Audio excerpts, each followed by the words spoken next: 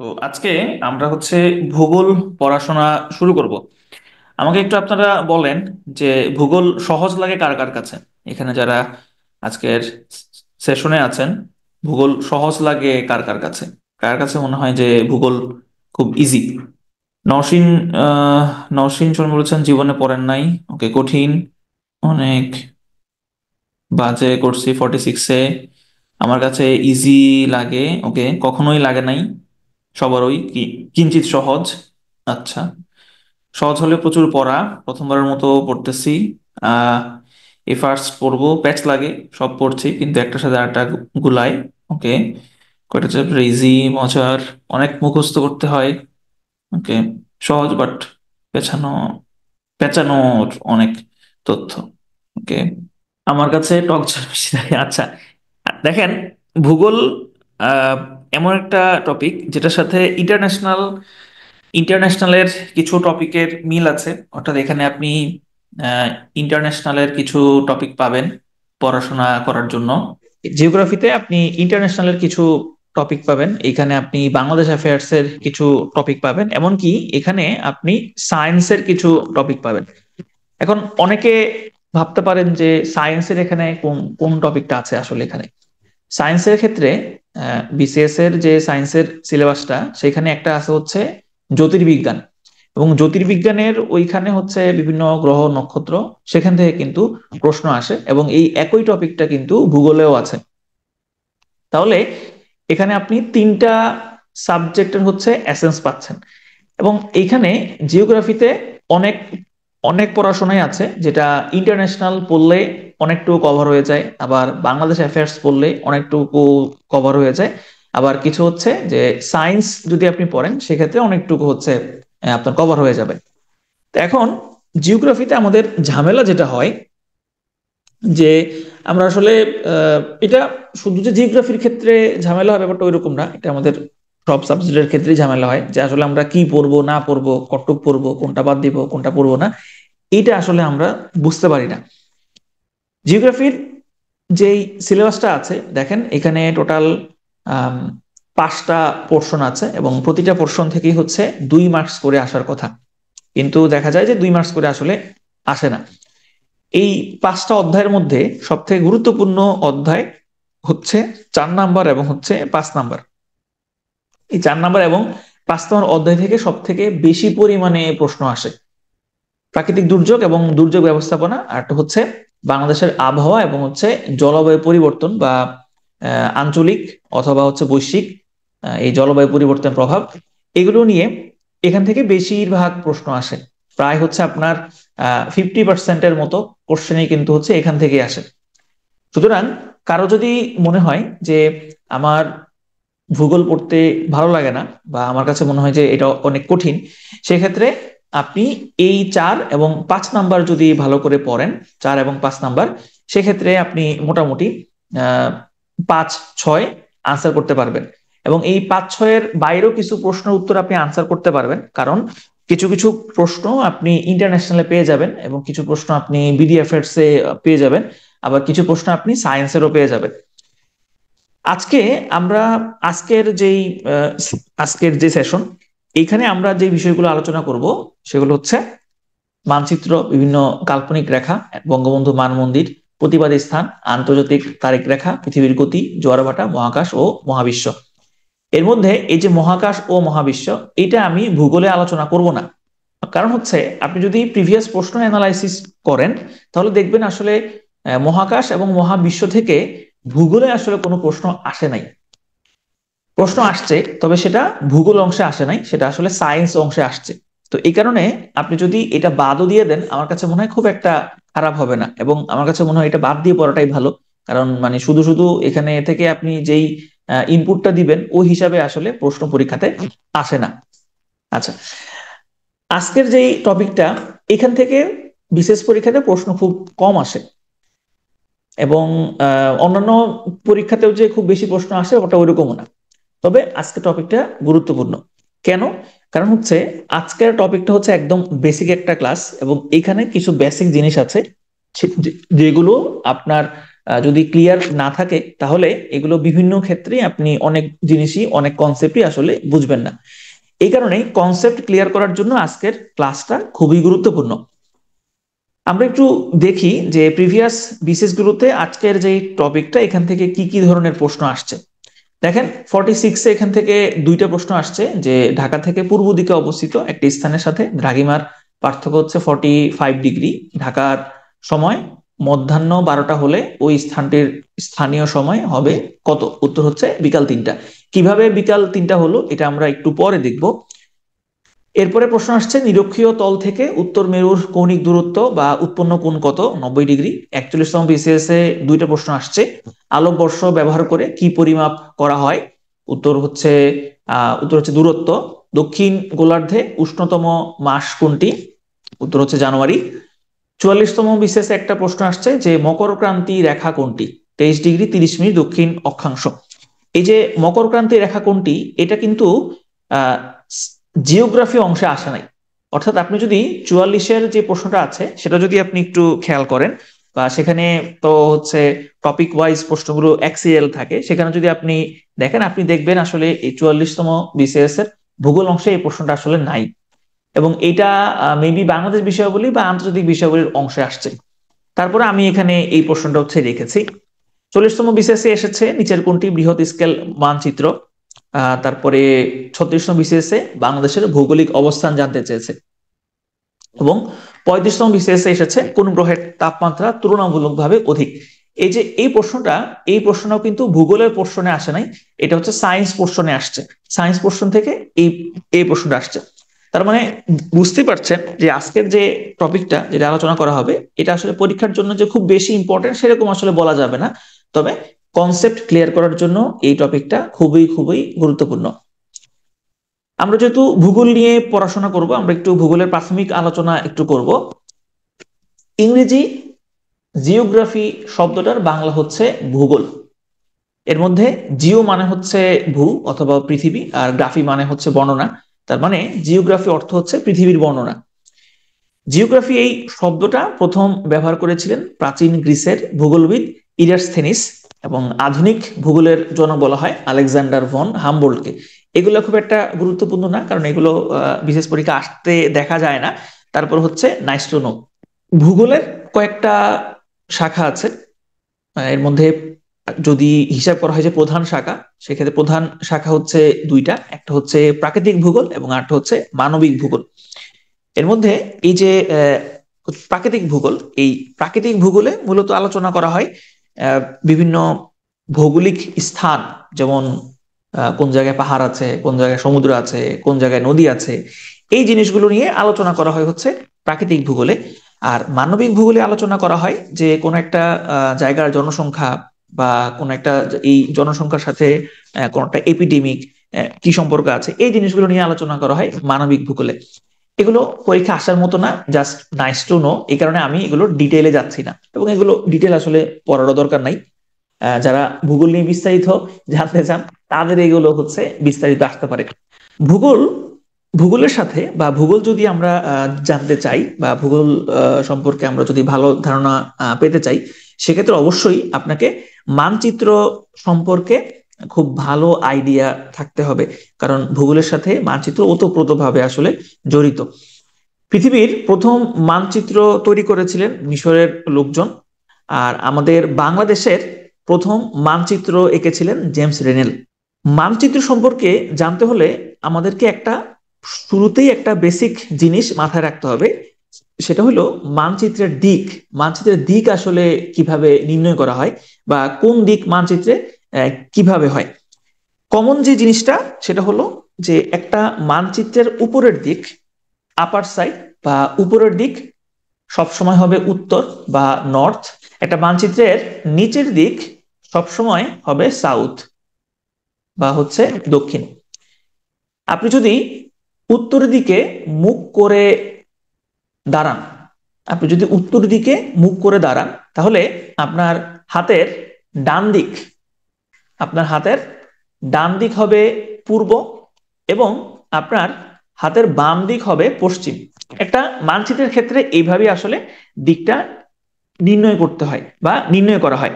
এবং এইটা খুবই কমন, এবং এইটা আপনাকে সবসময় মাথায় থাকতে হবে। এবং আজকের যে স্লাইডগুলো সামনে আছে সেই সামনের স্লাইডগুলোর জন্য এই জিনিসটা আপনাদেরকে মাথায় রাখতে হবে, এটা আবার গোলায় ফেলেন না। তাহলে উপরের দিক সবসময় উত্তর থাকে, নিচের দিক সবসময় থাকে হচ্ছে দক্ষিণ। আপনি যদি উত্তর দিকে মুখ করে দাঁড়ান তাহলে হাতের ডান দিকে হবে পূর্ব এবং হাতের বাম দিকে হবে পশ্চিম। আচ্ছা, দেখেন এইটা হচ্ছে আমাদের পৃথিবীর ম্যাপ। তার মানে হচ্ছে এই যে ম্যাপটা, এখানে আমাদের এইটা হচ্ছে নর্থ সাইড এবং এইটা হচ্ছে আমাদের সাউথ সাইড, এবং পৃথিবীর এই দিকটা হচ্ছে পূর্ব প্রান্ত এবং এই দিকটা হচ্ছে পশ্চিম প্রান্ত। এখানে একটা বিষয় হচ্ছে লক্ষণীয়, যে যে কোনো আমাদের পৃথিবীতে গোল, যে কোনো গোল বস্তুর ক্ষেত্রে আসলে নির্দিষ্টভাবে দিকটা নির্ণয় করা যায় না। কিভাবে যায় না? যেমন দেখেন, এই হচ্ছে আমাদের বাংলাদেশ। বাংলাদেশের কোন দিকে যুক্তরাষ্ট্র বলেন তো? যুক্তরাষ্ট্র বাংলাদেশের কোন দিকে? যুক্তরাষ্ট্র বাংলাদেশের কোন দিকে অবস্থিত? ওয়েস্ট। যুক্তরাষ্ট্র বাংলাদেশের পশ্চিম দিকে অবস্থিত। দেখেন এখানেও যুক্তরাষ্ট্রই হচ্ছে যুক্তরাষ্ট্র, এবং এটা আমরা যদি বাংলাদেশের এই দিকে যাই এটা হচ্ছে ওয়েস্ট, তার মানে যুক্তরাষ্ট্র বাংলাদেশের পশ্চিম দিকে অবস্থিত। কিন্তু কিন্তু দেখেন, আমি যদি বাংলাদেশ থেকে পূর্ব দিকে রওনা করা শুরু করি, আমি যদি বাংলাদেশ থেকে পূর্ব দিকে রওনা করা শুরু করি, তাহলে কিন্তু আমি এই এই যে মানচিত্রের এই পাশটা, মানচিত্রের এই পাশ আর এই পাশ কিন্তু সেম। কারণ এই দুইটা, এটা তো গোল, আমরা এটাকে ফ্ল্যাট দেখিয়েছি। আমি যদি এটাকে গোল করে ফেলি তাহলে মানচিত্রের এই দিকটার সাথে কিন্তু এই দিকটা লেগে যাবে। যেমন এইটাও হচ্ছে প্যাসিফিক ওশান, এটাও কিন্তু প্যাসিফিক ওশান, দুইটা কিন্তু সেম জিনিসই। এবং এই যে রেখাটা, এই যে এই রেখাটা, এই রেখাটা আর এই রেখাটা কিন্তু সেম রেখা। জাস্ট আমি এটাকে ফোল্ড করে দিলেই কিন্তু একসাথে হয়ে যাবে। তাহলে এই হিসাবে আমি যদি বাংলাদেশ থেকে পূর্ব দিকে রওনা করা শুরু করি, একসময় কিন্তু আমি যুক্তরাষ্ট্র পেয়ে যাব। তার মানে হচ্ছে আমি পশ্চিম দিকে গেলেও কিন্তু যুক্তরাষ্ট্র পাচ্ছি, আবার আমি যদি পূর্ব দিকে যাই সেক্ষেত্রেও আমি কিন্তু যুক্তরাষ্ট্র পাচ্ছি। এখন এই সমস্যাটা দূর করার জন্য এমন একটা সিস্টেম ঠিক করা হয়েছে যে আমরা সেই সিস্টেমে বলি যুক্তরাষ্ট্র আমাদের পশ্চিম দিকে অবস্থিত। এবং এই যে শুধু যুক্তরাষ্ট্র নয়, এখানকার যে এখানকার এখানকার যে ইউরোপীয় দেশগুলো আছে সেগুলো কিন্তু আমরা পশ্চিমা রাষ্ট্র বলে থাকি, পশ্চিম দিকের রাষ্ট্র বলে থাকি। এখন এটা কিভাবে ঠিক করা হলো? ঠিক করা হয়েছে যে এই যে জাপান, জাপানকে বলা হয় সব থেকে পূর্বের দেশ, জাপানকে বলা হয় সব থেকে পূর্বের দেশ। তার মানে আমরা এটা পৃথিবীর মানুষরা ঠিক করে নিয়েছে যে জাপান হচ্ছে আমার সব থেকে পূর্ব প্রান্ত, ইস্ট মোস্ট কান্ট্রি। জাপানের পরে এখানে পূর্ব শেষ, এখানে আর পূর্ব হবে না, তারপর থেকে হচ্ছে পশ্চিম শুরু। এতে করে আমাদের কি হয়েছে? এতে করে আমাদের যেটা লাভ হয়েছে, এই যে আমি বাংলাদেশ থেকে পূর্ব গেলেও ইউনাইটেড স্টেটস পাই এবং পশ্চিমে গেলেও ইউনাইটেড স্টেটস পাই, এই সমস্যাটা আমার আর থাকলো না। আমি পশ্চিম দিকে গেলেই ইউনাইটেড স্টেটস পাবো, এটা আমি এখন জানি। তাহলে এই যে পৃথিবীর এই দিকটা হচ্ছে সবসময় পূর্ব দিক, এবং পৃথিবীর এই দিকটা হচ্ছে সবসময় পশ্চিম দিক। ওকে, এখন আসেন আমরা মানচিত্রের দিকে একটু আগাবো, যে মানচিত্র নিয়ে এই কিছু খুঁটিনাটি জিনিস আছে সেগুলো আমরা জানার চেষ্টা করব। মানচিত্র আঁকার যে বিদ্যা বা যেভাবে বা যেই শাস্ত্র দিয়ে বিভিন্ন ভাবে মানচিত্র আঁকা হয় সেটাকে বলা হয় কার্টোগ্রাফি। মানচিত্রের বিভিন্ন শ্রেণী বিভাগ আছে, এর মধ্যে একটা শ্রেণী বিভাগ হচ্ছে স্কেলের উপরে ভিত্তি করে। একটাকে বলা হয় ক্ষুদ্র স্কেলের মানচিত্র এবং আরেকটাকে বলা হয় বৃহৎ স্কেলের মানচিত্র। এখন এই যে স্কেল শব্দটা এখানে আমরা ব্যবহার করেছি, স্কেল বলতে আসলে কি বোঝায়?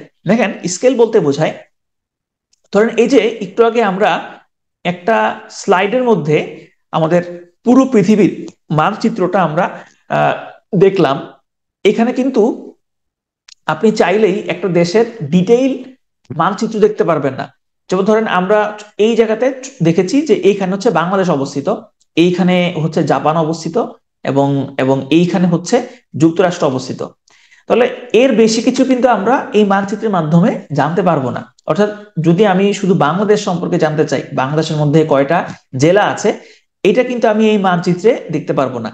অথবা যুক্তরাষ্ট্রে কয়টা স্টেটস আছে সেটাও কিন্তু আমি এই মানচিত্রের মাধ্যমে দেখতে পারবো না, কারণ একটা ছোট্ট জায়গার মধ্যে একটা বিশাল স্থানের মানচিত্র এখানে আঁকা হয়েছে।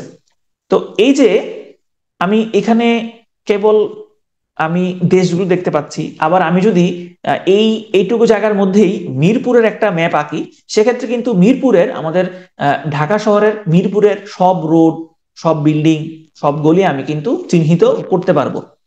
তো এই যে আমি বিভিন্ন স্কেলে মানচিত্র আঁকছি, যে কোনো একটা স্কেলে মানচিত্র আঁকতে গিয়ে আমি পুরো পৃথিবীর মানচিত্রটা একটা স্লাইডে অ্যাড করতে পারছি, আবার আরেকটা স্কেলে মানচিত্র আঁকতে গিয়ে আমি পুরো মিরপুরেরটাই একটা স্লাইডে অ্যাড করতে পারছি। এগুলোকেই বলা হয় মূলত মানচিত্রের স্কেল, এবং এগুলোর উপরে নির্ভর করেই ক্ষুদ্র স্কেল মানচিত্র এবং বৃহৎ স্কেলের মানচিত্র এই দুইটা ভাগে ভাগ করা হয়। মানচিত্রের স্কেলের ক্ষেত্রে এখানে একটা টার্ম চলে আসবে, এটাকে বলা হয় রিপ্রেজেন্টেটিভ ফ্র্যাকশন। রিপ্রেজেন্টেটিভ ফ্র্যাকশনের বাংলা হচ্ছে প্রতিভু অনুপাত। প্রতিভু অনুপাত মানে হলো, ধরেন আমি বাংলাদেশের একটা মানচিত্র আঁকলাম, ধরেন এটা একটা বাংলাদেশের মানচিত্র। এখন বাংলাদেশ তো এত ছোট না, বিশাল একটা দেশ, ঠিক না?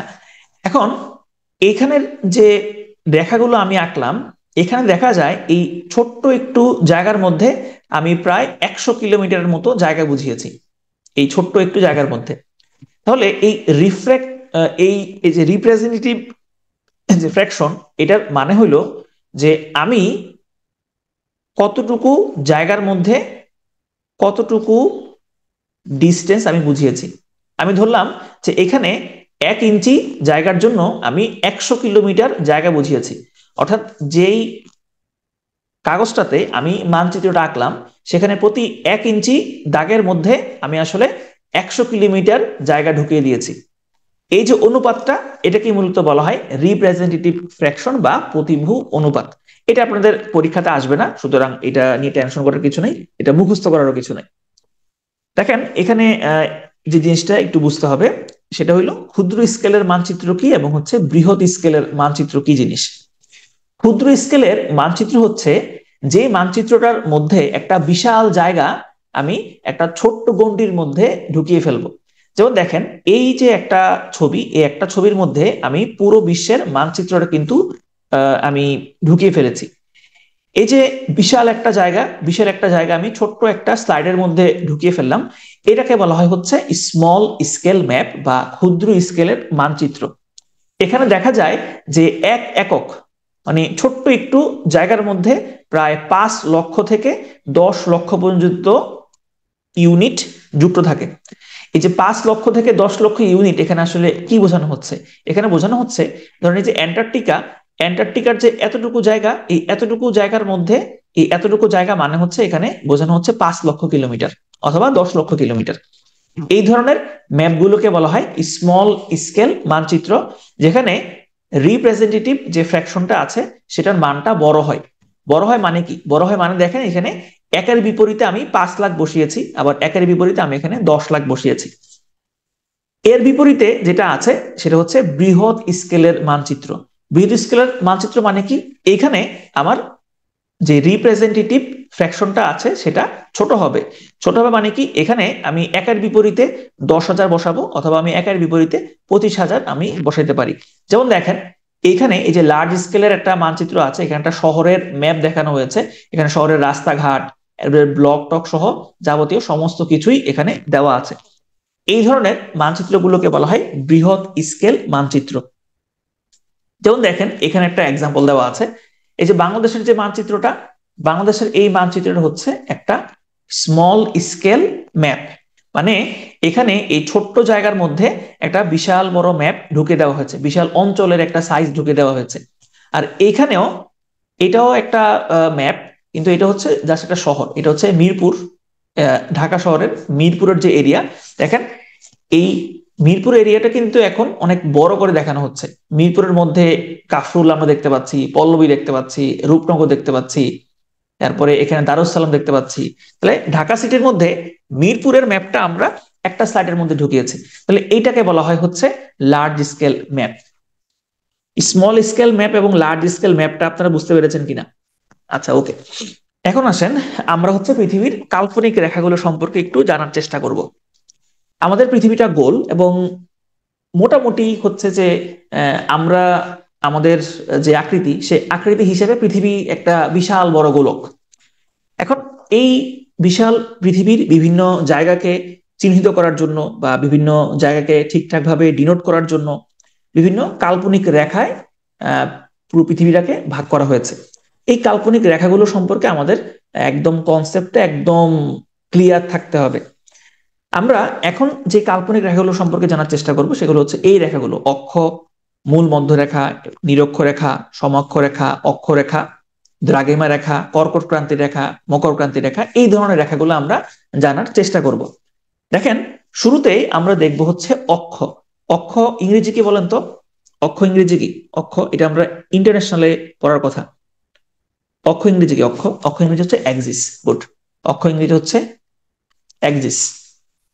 তাহলে আমরা শুরুতে দেখব হচ্ছে অক্ষরেখা বা অক্ষ।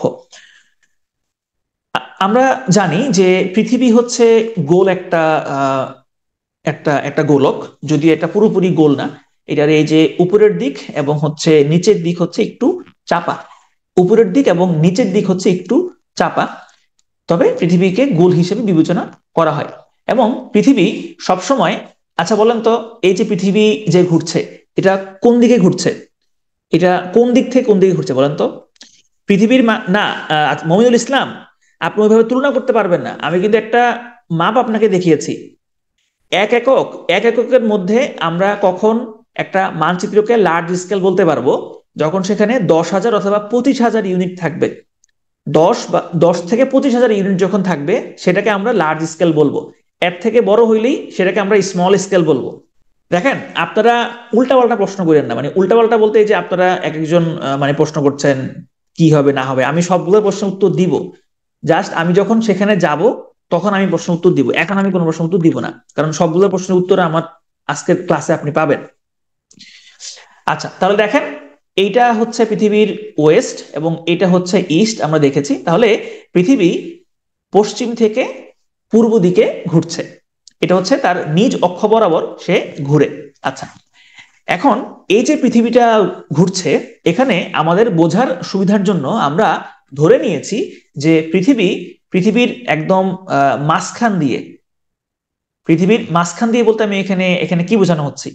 এখানে বোঝাচ্ছি যে পৃথিবীর এই বিন্দু থেকে এই বিন্দু পর্যন্ত একটা কাঠি আছে, যেই কাঠিটাকে কেন্দ্র করে এই পুরো পৃথিবী ঘুরছে, একটা কাল্পনিক রেখা। অর্থাৎ ধরেন একটা বল, এই বলের এইখান দিয়ে যদি আপনি আপনি একটা ফুটো করে দেন এবং বলের নিচ দিয়ে যদি আরেকটা ফুটো করা হয়, তাহলে এই ফুটোকে কেন্দ্র করে যদি বলটা ঘুরে, তখন এই যে আমি রেখাটা টানলাম এটাকে বলা হয় হচ্ছে অ্যাক্সিস বা অক্ষ। যে অক্ষকে কেন্দ্র করে পৃথিবী পশ্চিম থেকে পূর্ব দিকে সে অবিরাম ঘুরে যাচ্ছে। আচ্ছা, এখন দেখেন, পৃথিবী এখানে দেখাচ্ছে যে পৃথিবীটা সোজা ঘুরছে, কিন্তু বাস্তবে কিন্তু পৃথিবীটা সোজা ঘুরে না, সে কিন্তু এরকম একটু বাঁকা হয়ে ঘুরে। এই যে এরকম একটু বাঁকা হয়ে সে সবসময় ঘুরে। এখন প্রশ্ন আসতে পারে, সে বাঁকা হয়ে কেন ঘুরে? যখন বিগ ব্যাং এর মাধ্যমে আমাদের সৌরজগৎ তৈরি হয়েছিল, তখনই এই আমাদের আমাদের পৃথিবীতে একটা একটা গ্যাসীয় গোলক ছিল। এই বিভিন্ন পরিবর্তনের মধ্য দিয়ে সে এরকম বাঁকা হয়েই ঘোরা শুরু করেছে, এবং শুরু থেকে সে বাঁকাই আছে এবং সে এরকম বাঁকা ভাবেই ঘুরে। এবং এই বাঁকা ভাবে ঘোরার কিন্তু অনেক সিগনিফিকেন্ট আছে। আচ্ছা, এখন আসেন আমরা আর একটু সামনের দিকে আগাই। তাহলে আমরা যেটা বুঝলাম যে অক্ষ বা অ্যাক্সিস, সে অক্ষ বা অ্যাক্সিসটা কি? অ্যাক্সিসটা হচ্ছে যে উত্তর মেরু থেকে, মানে এই যে আমরা দেখলাম যে পৃথিবীর মাঝখান দিয়ে আমরা যদি একটা কাঠি বা একটা বিশাল বড় রেখা একদম পৃথিবীর কেন্দ্রের মধ্য দিয়ে নিয়ে আসি, সেটাকে আমরা অ্যাক্সিস বলি। এবং এই কেন্দ্র দিয়ে যে যে পৃথিবীটা ঘুরছে সে পশ্চিম থেকে পূর্ব দিকে ঘুরে। এর মধ্যে উপরের যেই কেন্দ্র, যেই বিন্দুটাকে কেন্দ্র করে পৃথিবী ঘুরে, সেটাকে আমরা বলি উত্তর মেরু।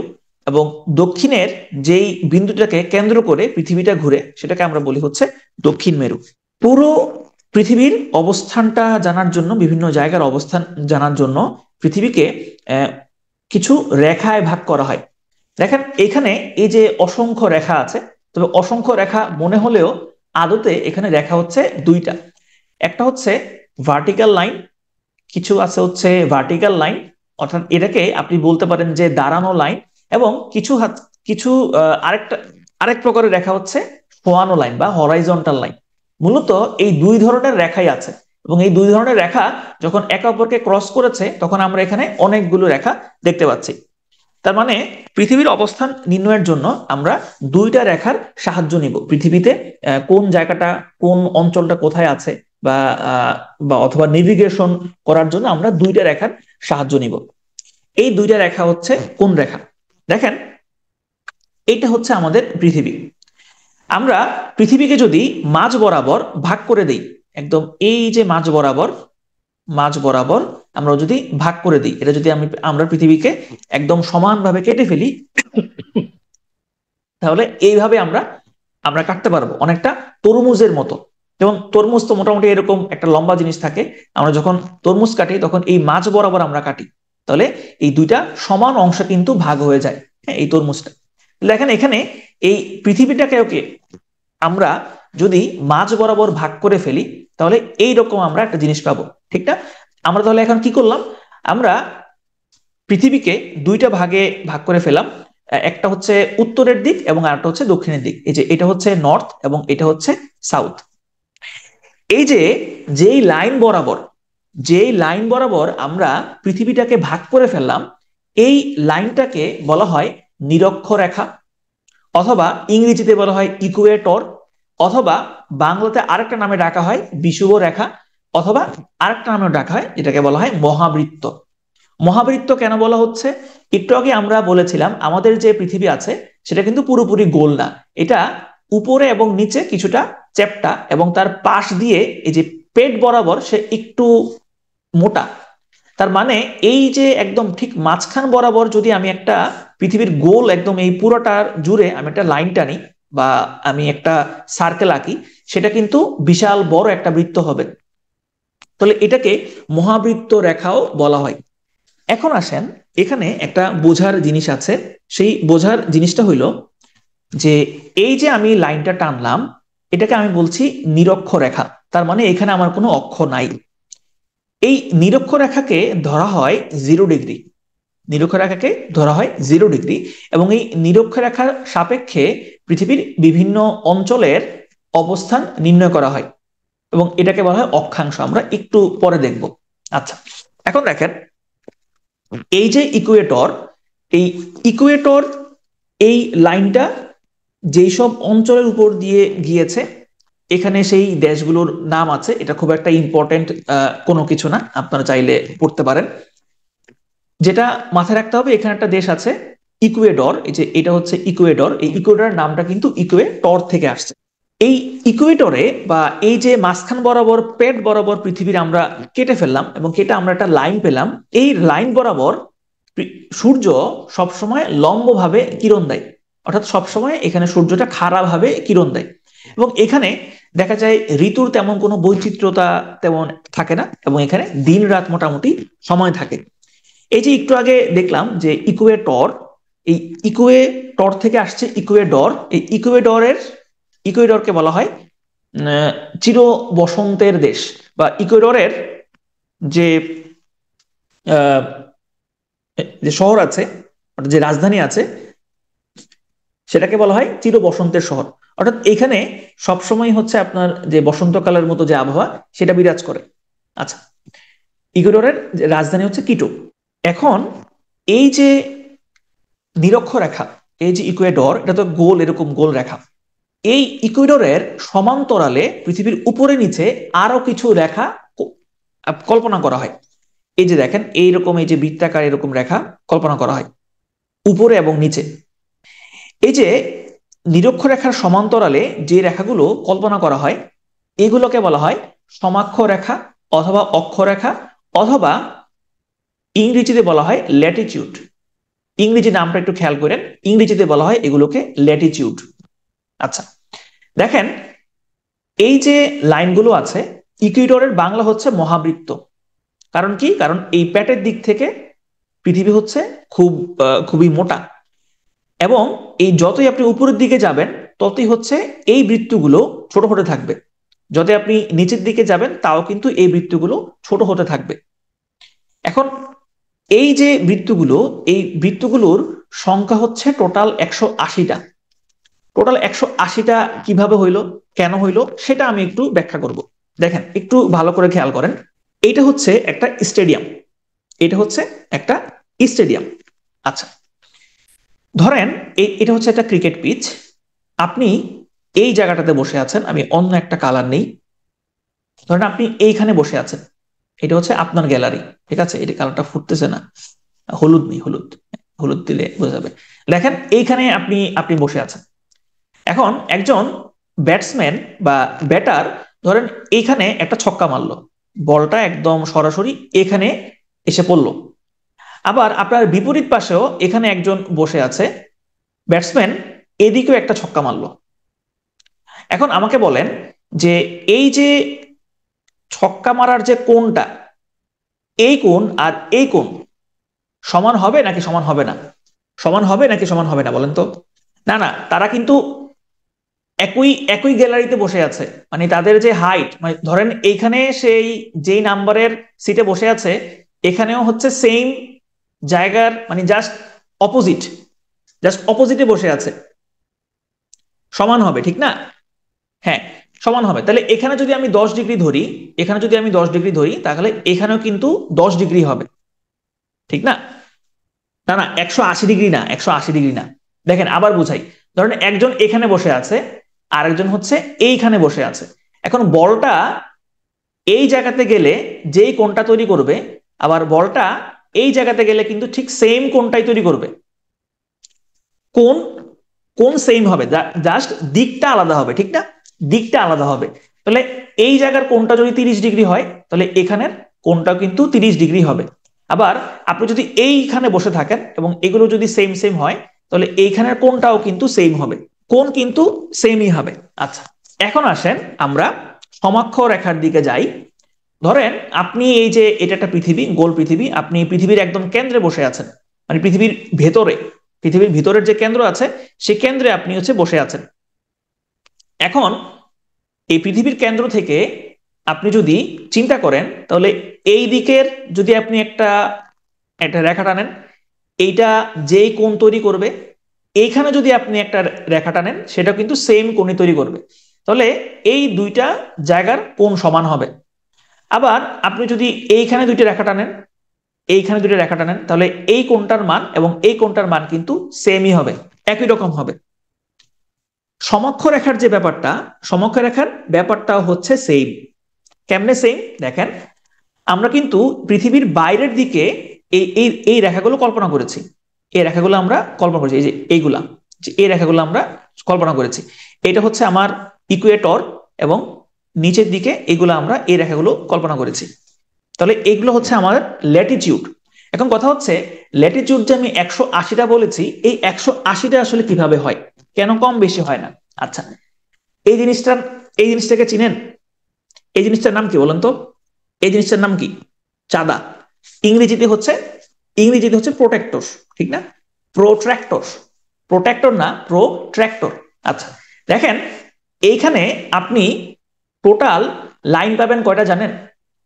যদি আপনি লাইন টানেন, যেমন দেখেন এই যে জিরো থেকে 180 এখানে একটা লাইন, 10 থেকে 170 এখানে একটা লাইন, এরকম এখানে 20 থেকে 160 এটা একটা লাইন, এরপরে 30 150, 40 160, 50 30, 60 20, 70 110, 80 100, তারপর হচ্ছে এরপর 90। এখানে আপনি টোটাল 90টা লাইন পাবেন, মানে 90 যেহেতু এখানে 90 ডিগ্রি হয়, এই 90 এর জন্য আপনি টোটাল 90টা লাইন পাবেন। 90টা লাইন কিভাবে হচ্ছে এটা বুঝতে পেরেছেন কিনা? আপনি যদি 0 থেকে 180 পর্যন্ত লাইনটা নেন, আপনি এখানে টোটাল 90টা লাইন পাবেন। এখানে 90টা লাইন পাবেন, এটা বুঝতে পেরেছেন কিনা? কারো যদি ন্যূনতম অসুবিধা হয় আমাকে একটু বলবেন, যে আমি যেভাবে আগাচ্ছি আপনি বুঝতে পারছেন কিনা, মানে কনসেপ্টটা বোঝাটা হচ্ছে এখানে জরুরি। হ্যাঁ, মুখস্থ না করে কনসেপ্ট বোঝাটা হচ্ছে এখানে জরুরি, ঠিক আছে? তো দেখেন এখানে আমি টোটাল 90টা লাইন পাবো, কারণ এখানে এই যে আমার যেহেতু এটা 180 ডিগ্রি টোটাল, সুতরাং আমি যদি এভাবে লাইন টানি, তাহলে আমি এখানে টোটাল 90টা লাইন পাবো। আচ্ছা, ঠিক সেম ভাবে আমি নিচের দিকেও কিন্তু 90টা লাইন পাবো, নিচের দিকেও আমি 90টা লাইন পাবো, তাহলে টোটাল আমার লাইন হবে 180টা, টোটাল আমার লাইন হবে 180টা। আমি 1 179, 2 178 আমি ওখানে যাব না, আমি আমি ওখানে যাব না, আপনি জাস্ট এতটুকু মাথায় রাখেন যে আমি টোটাল 180টা লাইন পাবো। এখন এখানে একটা আছে কমন লাইন। এখানে কমন লাইন কোনটা? কমন লাইন হচ্ছে এই যে এইটা হচ্ছে কমন লাইন। মানে নিরক্ষরেখার যে লাইনটা, নিরক্ষরেখার যে লাইনটা, সেটা দুই দিকেই হচ্ছে কমন লাইন। ঠিক আছে, তাহলে আমি টোটাল এখানে 180টা পাবো। তাহলে আমার ল্যাটিটিউডের যে সংখ্যা, এই বা অক্ষরেখার যে সংখ্যা বা সমাক্ষরেখার যে সংখ্যা, সেটা হচ্ছে 180। আচ্ছা, আশা করি সমক্ষরেখার ব্যাপারটা বা অক্ষরেখা অথবা হচ্ছে ল্যাটিটিউড, এটা আপনারা বুঝতে পেরেছেন। সাবধান, এটা কিন্তু অক্ষ না, আমি বলেছি অক্ষরেখা বা সমাক্ষরেখা, আমি কিন্তু অক্ষ বলি নাই, অক্ষ কিন্তু আরেক জিনিস। ঠিক আছে, আচ্ছা এখন আসেন, এই যে দেখেন আমার এইখান থেকে হচ্ছে 0 ডিগ্রি, এই 0 থেকে এই যে 90 পর্যন্ত এখানে আমার সার্কেলটা শেষ হয়েছে। এখানে আমার এই যে এইটা 90 ডিগ্রি সার্কেল, এটা আমার শেষ হয়েছে, এটা হচ্ছে আমার নর্থ পোল। এবং এইভাবে গোল হইতে হইতে হইতে হইতে এখানে নিচে কিন্তু আরেকটা পোল আছে, সেটাও কিন্তু হচ্ছে 90 ডিগ্রি, সেটা হচ্ছে সাউথ পোল। এই হচ্ছে আমার ইকুয়েটর। এখানে হচ্ছে এটা হচ্ছে 10 ডিগ্রি লাইন, এটা 20 ডিগ্রি, এটা 30 ডিগ্রি, এটা 40 ডিগ্রি, এটা 50, এটা 60, এটা 70। আচ্ছা, এই যে 10, 20 ডিগ্রি এখানে আমি আমি যে এখানে লিখলাম, এটা এই ডিগ্রিটা আমি কোত্থেকে নির্ণয় করেছি? এটা আমি পৃথিবীর কেন্দ্র থেকে নির্ণয় করেছি, পৃথিবীর ভেতরের। ওই যে স্টেডিয়াম দিয়ে আমি যেটা বুঝাইলাম, আপনি স্টেডিয়ামের যদি চারদিকেই আপনি বলটা মারেন, সেম উচ্চতাতে কিন্তু কোনটা সেম হবে। তার মানে এখানেও 10 ডিগ্রি, এখানেও এটা 10 ডিগ্রি, এখানেও এটা 10 ডিগ্রি, এখানেও কিন্তু 10 ডিগ্রি, সেম। এই পুরোটা সার্কেলটাই হচ্ছে 10 ডিগ্রি। 20 ডিগ্রির যে সার্কেলটা, সেটা এখানেও 20 ডিগ্রি, এখানেও 20 ডিগ্রি, এখানেও 20 ডিগ্রি। আচ্ছা, এই ডিগ্রি ব্যাপারটা বুঝতে পেরেছেন কিনা বলেন? ডিগ্রি ব্যাপারটা বুঝতে পেরেছেন কিনা? অক্ষরেখার ডিগ্রির ব্যাপারটা বুঝতে পেরেছেন কিনা? আচ্ছা, প্রশ্ন করলে একটু একটু রিপ্লাই করেন, হ্যাঁ, কারণ আমি তো তাহলে আসলে বুঝবো না যে আপনারা আসলেই হচ্ছে বুঝতে পেরেছেন কিনা। আচ্ছা ঠিক আছে, যেহেতু মোটামুটি সবাই বুঝছেন, তাহলে সামনে আগাইলে যারা একটু কম বুঝছেন তারা জিনিসটা বুঝে যাবেন। আচ্ছা, এখন আসেন, আমার এই যে লাইনগুলা, এই লাইনগুলোর মধ্যে কয়েকটা স্পেসিফিক লাইন আছে। এর মধ্যে একটা হচ্ছে কর্কট ক্রান্তি রেখা, ইংরেজিতে বলা হয় ট্রপিক অফ ক্যান্সার। এবং আরেকটা হচ্ছে মকর ক্রান্তি রেখা, ইংরেজিতে বলা হয় ট্রপিক অফ ক্যাপ্রিকন। এই যে আমরা এতক্ষণ ধরে ইকুয়েটর পড়লাম, ইকুয়েটর যে আমরা পড়লাম বা নিরক্ষরেখা পড়লাম, এই ইকুয়েটর থেকে আপনি যদি উত্তর দিকে যান এবং উত্তর দিকে গিয়ে 23 ডিগ্রি, 23.5 ডিগ্রি যে লাইনটা আছে, এই 23.5 ডিগ্রি লাইনটাকে একটা বিশেষ লাইন বা একটা বিশেষ নামে ডাকা হয়। সেই নামটা হচ্ছে ট্রপিক অফ ক্যান্সার বা কর্কট ক্রান্তি রেখা। এটা হচ্ছে 23.5 ডিগ্রি উত্তর। ঠিক তেমনি ভাবে আপনি যদি এই ইকুয়েটর থেকে নিচের দিকে যান, তাহলে এখানেও 23.5 ডিগ্রি দক্ষিণে আপনি একটা রেখা পাবেন, সেটাকে বলা হয় ট্রপিক অফ ক্যাপ্রিকন বা মকর ক্রান্তি রেখা, যেটা হচ্ছে 23.5 ডিগ্রি দক্ষিণ। তার মানে এই যে এটা হচ্ছে আমার ট্রপিক অফ ক্যান্সার এবং এটা হচ্ছে আমার ট্রপিক অফ ক্যাপ্রিকন। এই ক্যাপ্রিকন এবং হচ্ছে ক্যান্সার নামটা কোত্থেকে আসছে? এখানে এই যে ক্যান্সার, এই ক্যান্সার মানে কিন্তু ক্যান্সার রোগ না, ঠিক আছে? ক্যান্সার মানে কিন্তু ক্যান্সার রোগ না। এই নামটা কোত্থেকে আসছে? নামটা আসছে, এটার সাথে একটা ইতিহাস জড়িত। আমাদের আকাশে অনেক অনেক ধরনের নক্ষত্রপুঞ্জি আছে এবং এই নক্ষত্রপুঞ্জিগুলোর আকৃতি অনুযায়ী এগুলোকে বিভিন্ন নামে ডাকা হয়। এই একটা নক্ষত্রপুঞ্জির নাম হচ্ছে ক্যান্সার। ক্যান্সার মানে হচ্ছে কাকড়া, দেখতে কাকড়ার মতো। আরেকটা নক্ষত্রপুঞ্জি দেখতে হচ্ছে ক্যাপ্রিকর্নের মতো। ক্যাপ্রিকর্ন মানে কি? ক্যাপ্রিকর্ন মানে হচ্ছে, এটাকে কি বলা যায় বাংলায়? বাংলাতে বলা যেতে পারে জল ছাগল।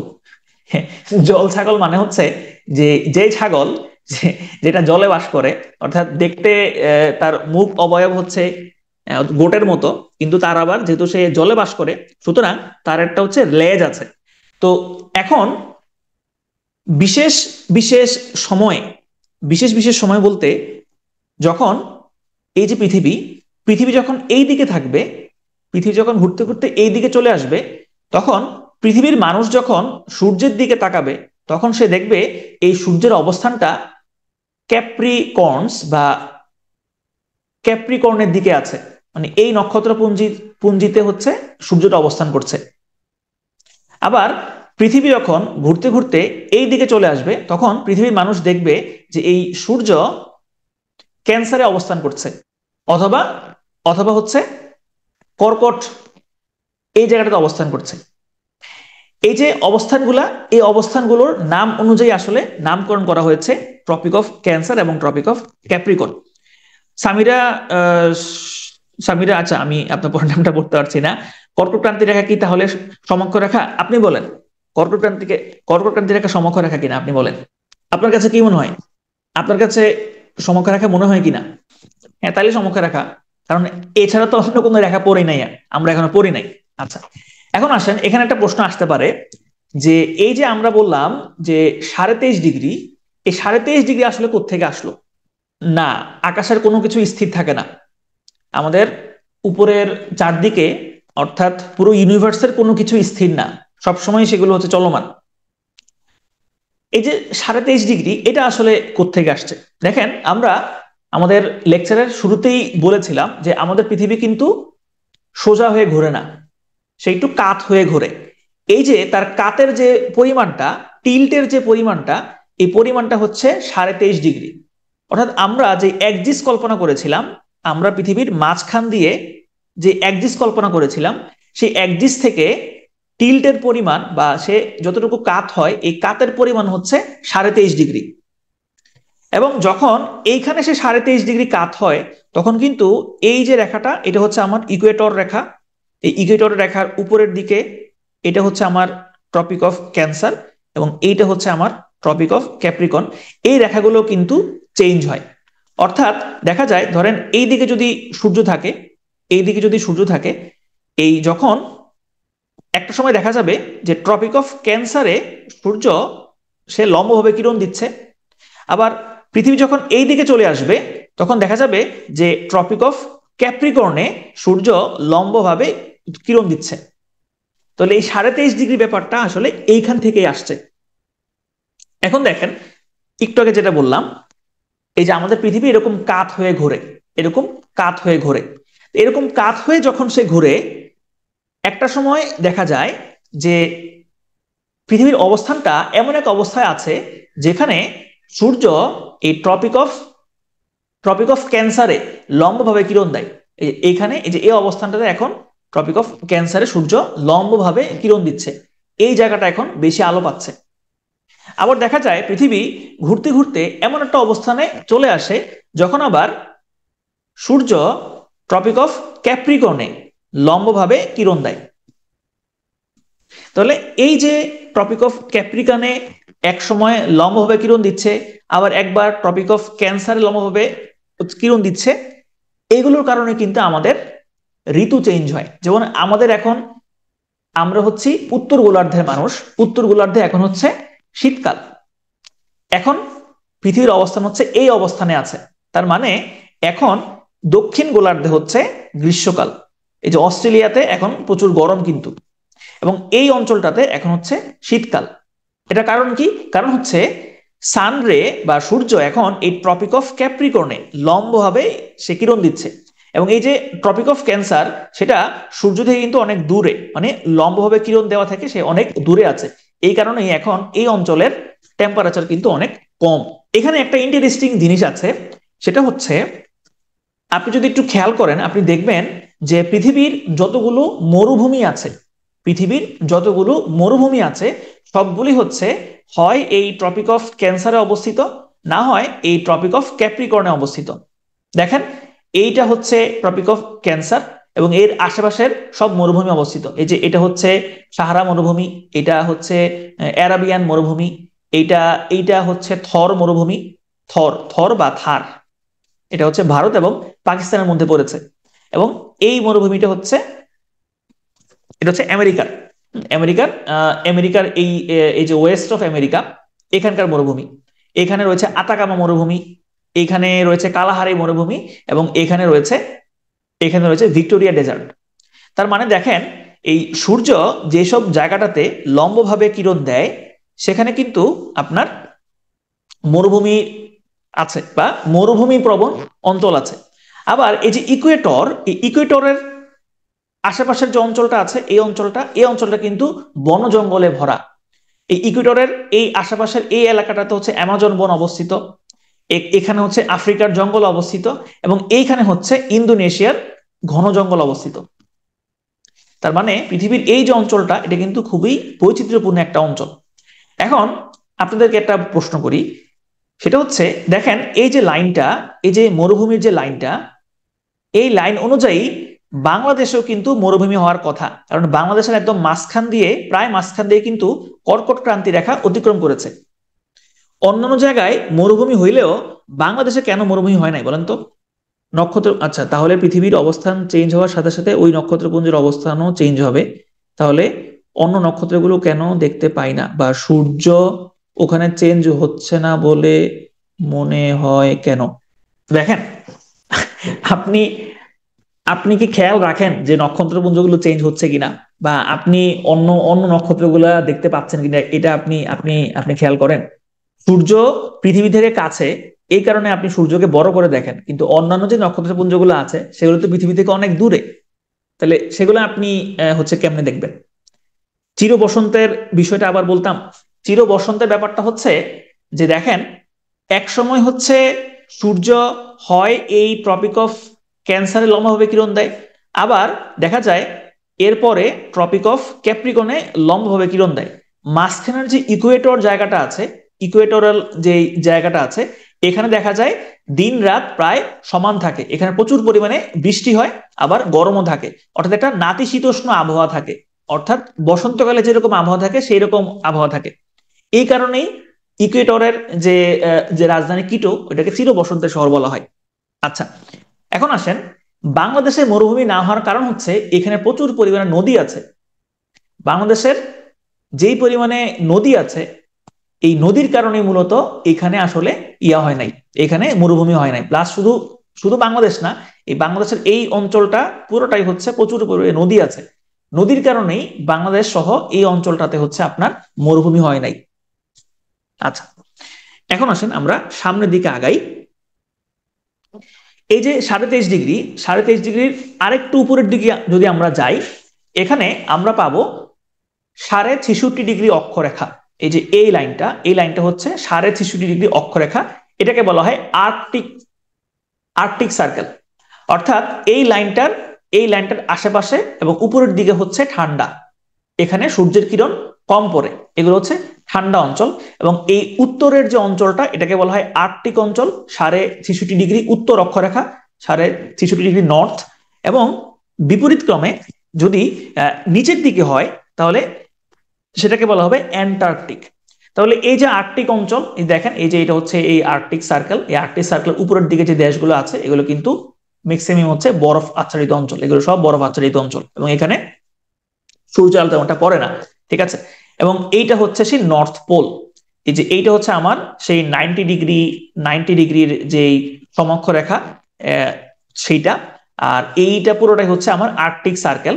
এই সার্কেলটা হচ্ছে আমার 66.5 ডিগ্রি, এটা হচ্ছে আমার 66.5 ডিগ্রি, এবং এই পুরোটাই হচ্ছে আর্কটিক রিজিয়নস, এই পুরোটাই হচ্ছে আর্কটিক রিজিয়নস। এবং এখানে রয়েছে কিন্তু উত্তর মহাসাগর অথবা আর্কটিক ওশেন। আচ্ছা, তো এই যে আর্কটিক সার্কেলটা, এটাকে বাংলাতে বলা হয় সুমেরুবৃত্ত। সুমেরুবৃত্ত, ঠিক আছে, এটাকে বলা হয় সুমেরুবৃত্ত। আবার বিপরীত ক্রমে আপনি যদি নিচের দিকে যান, সেক্ষেত্রে 63.5 ডিগ্রি দক্ষিণের যে অঞ্চলটা, এখানে আপনি পাবেন হচ্ছে অ্যান্টার্কটিক সার্কেল, আমরা যেটাকে অ্যান্টার্কটিকা বলি। তাহলে উপরের দিকে হচ্ছে আর্কটিক এবং নিচের দিকে হচ্ছে অ্যান্টার্কটিক। এই হচ্ছে সেই অ্যান্টার্কটিক, এই হচ্ছে সেই অ্যান্টার্কটিক। এবং এই এই যে লাল একটা বৃত্ত আছে, এটা হচ্ছে আমার 66.5 ডিগ্রি দক্ষিণ অক্ষরেখা, এবং এই পুরোটাই হচ্ছে অ্যান্টার্কটিকা। এবং এটাকে বলা হয় হচ্ছে কুমেরুবৃত্ত, এটাকে বলা হয় কুমেরুবৃত্ত। আচ্ছা, এখন আসেন আমরা এতক্ষণ যেটা শিখলাম একটু আমরা সামারি করি। তাহলে আমরা শুরুতে শিখলাম হচ্ছে ইকুয়েটর। এই ইকুয়েটর, এখানে ওই যে একজন একজন আমাকে বলেছিলেন যে এখানে 180 হয় কিভাবে।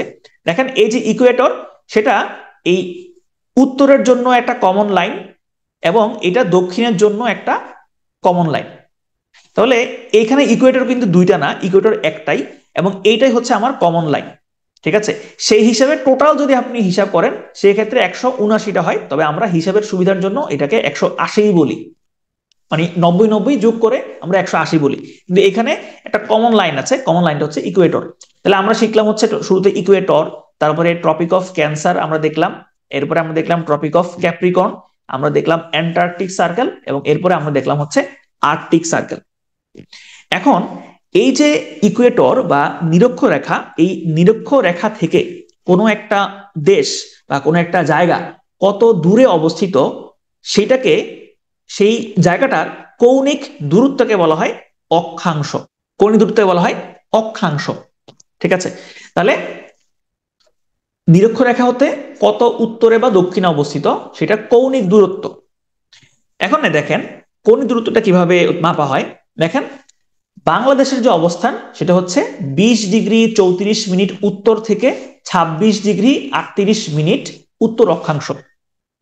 তাহলে আমরা এখন কিন্তু এই হরাইজন্টাল যে লাইনটা সেটা বলেছি। দেখেন এই হচ্ছে 26° নর্থ এবং এই হচ্ছে 21° নর্থ।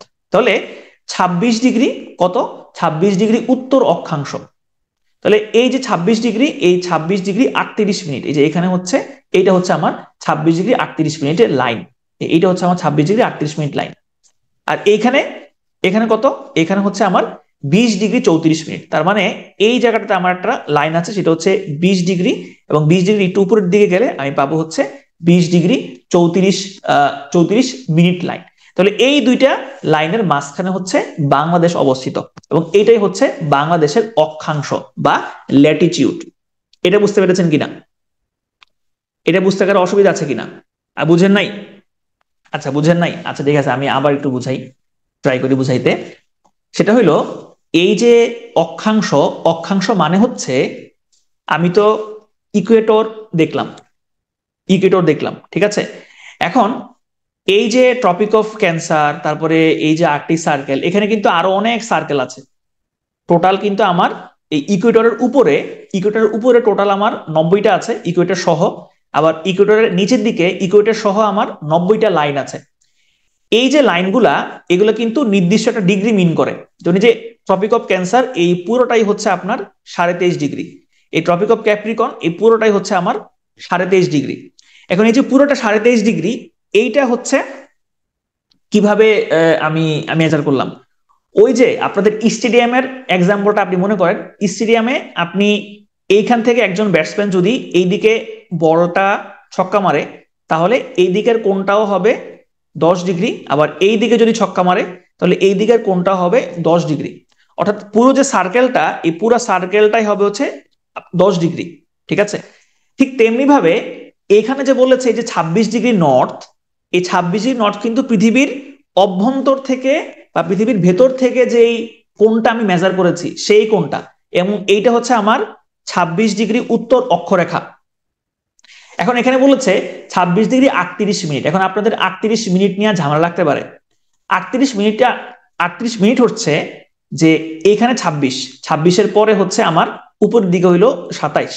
এখন 26 আর 27-এর মাঝখানে পড়ছে হচ্ছে বাংলাদেশের উত্তর দিকে সর্বশেষ সীমানা। এখন এটাকে আমি কিভাবে ডিনোট করব? আপনারা ছোটবেলায় পড়েছিলেন যে ডিগ্রিকে মিনিটে কনভার্ট করা যায় এবং মিনিটকে পরবর্তীতে আবার সেকেন্ডে লেখা যায়। এখানেও সেম ভাবে বলেছে যে বাংলাদেশের যে অক্ষাংশ বা ইংরেজিতে হচ্ছে ল্যাটিটিউড, সেটা হচ্ছে 26°38'। এই যে এই পয়েন্টটা, এই এই পয়েন্টটা বলতে এই নির্দিষ্ট পয়েন্ট এটা না, এখানে যে আমি যদি একটা লাইন টানি, এরকম একটা লাইন টানি, এই পুরোটাই হচ্ছে আপনার 26°38' হবে, কারণ এটা তো সার্কুলার, এটা তো সার্কুলার, এই পুরোটাই হচ্ছে 26°38'। আবার এইখানে যদি আপনি হিসাব করেন, এই যে এইটা, এইটা, এই পুরো লাইনটাই হচ্ছে আপনার 20°34'। এই আপনার বুঝতে পেরেছেন কিনা? বুঝতে পেরেছেন কিনা? যারা বুঝেন নাই তারা বুঝতে পেরেছেন কিনা? আচ্ছা, একটা যন্ত্র আছে যে যন্ত্রের নাম হচ্ছে সেক্সট্যান্ট যন্ত্র। এই সেক্সট্যান্ট যন্ত্র দিয়ে সূর্যের উন্নতি কোণ নির্ণয় করে অক্ষাংশ নির্ণয় করা যায়। কেমনে করে আমি জানি না, আপনাদেরও যদি জানার ইচ্ছা থাকে গুগল করে দেখতে পারেন, এটা আমাদের শেখার বিষয় না। আপনি জাস্ট মাথায় রাখবেন যে সেক্সট্যান্ট এই যন্ত্রটা দিয়ে অক্ষাংশ নির্ণয় করা যায়, পরীক্ষাতে আসলে এতটুকুই আসবে। এখন আসেন, আমরা হরাইজন্টাল লাইন শিখেছি, পৃথিবীর যে হরাইজন্টাল লাইন ছিল সেটা আমরা শিখেছি। আমরা আরেক ধরনের লাইন দেখেছিলাম যেটা ছিল ভার্টিক্যাল লাইন। এখন আমরা ভার্টিক্যাল লাইন শিখব, অর্থাৎ দাঁড়িয়ে থাকা যে লাইনগুলো আছে সেগুলোকে আমরা এখন শিখব।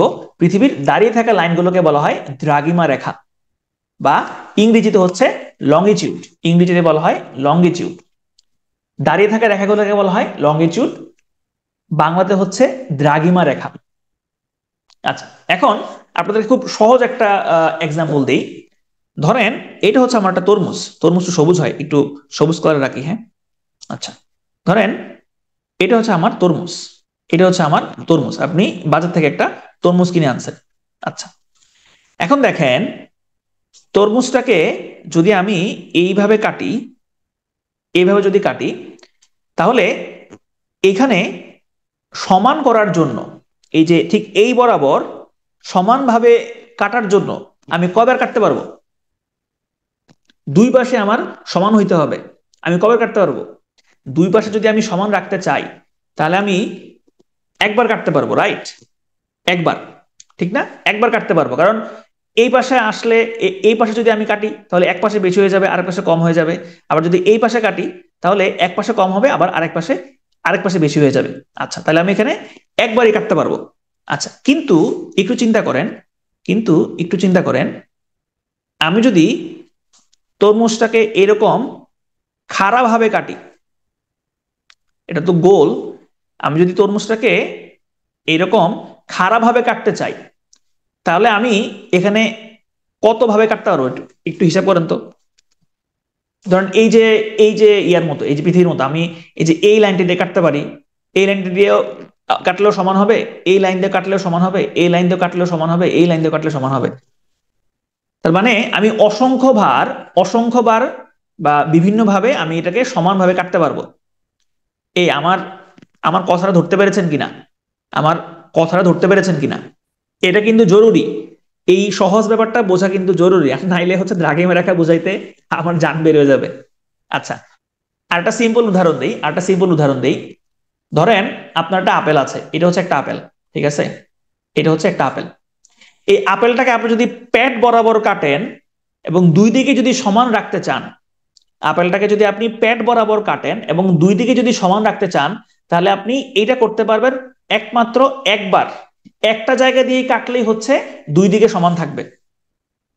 একটা জায়গা দিয়ে কাটলেই হচ্ছে দুই দিকে সমান থাকবে। কিন্তু আপনি যদি আপেলটাকে এই পেট বরাবর না কেটে আপনি যদি উপর দিয়ে কাটেন, ধরেন এই আপেল, এটাকে আপনি উপর দিয়ে কাটতে যাচ্ছেন, এই যে এই বরাবর কাটতে যাচ্ছেন উপর দিয়ে, সেক্ষেত্রে কিন্তু আপনি কয়েকভাবে কাটতে পারবেন। যেমন এই যে এটার মতো আর কি, এই যে এটার মতো, এই যে এখান দিয়ে কাটলেও এটা সমান দুই ভাগে ভাগ হবে, এরপরে এই দিকে কাটলেও এটা সমান দুই ভাগে ভাগ হবে, এই দিকে কাটলেও সমান দুই ভাগে ভাগ হবে। আপনারা বুঝতে পেরেছেন কিনা? আচ্ছা, আচ্ছা, ওকে। এখন এই যে এতক্ষণ ধরে এটা বকবক করলাম, এই বকবক করার কারণটা হচ্ছে দ্রাঘিমা রেখা বোঝানোর জন্য। কারণ ইকুয়েটর যে লাইনটা, নিরক্ষরেখার যে লাইনটা, সেটা মাত্র একটা লাইনেই হয়। ইকুয়েটর একটা লাইনেই হয়, যেটাকে আমরা মহাবৃত্ত বলছি। কিন্তু কিন্তু যখন দ্রাঘিমা রেখার ক্ষেত্রে আমরা চিন্তা করব, দ্রাঘিমা রেখা কিন্তু অনেকগুলো লাইন সমানভাবে ভাগ হইতে পারে, বা এই সবগুলো লাইনই হচ্ছে সমান থাকে।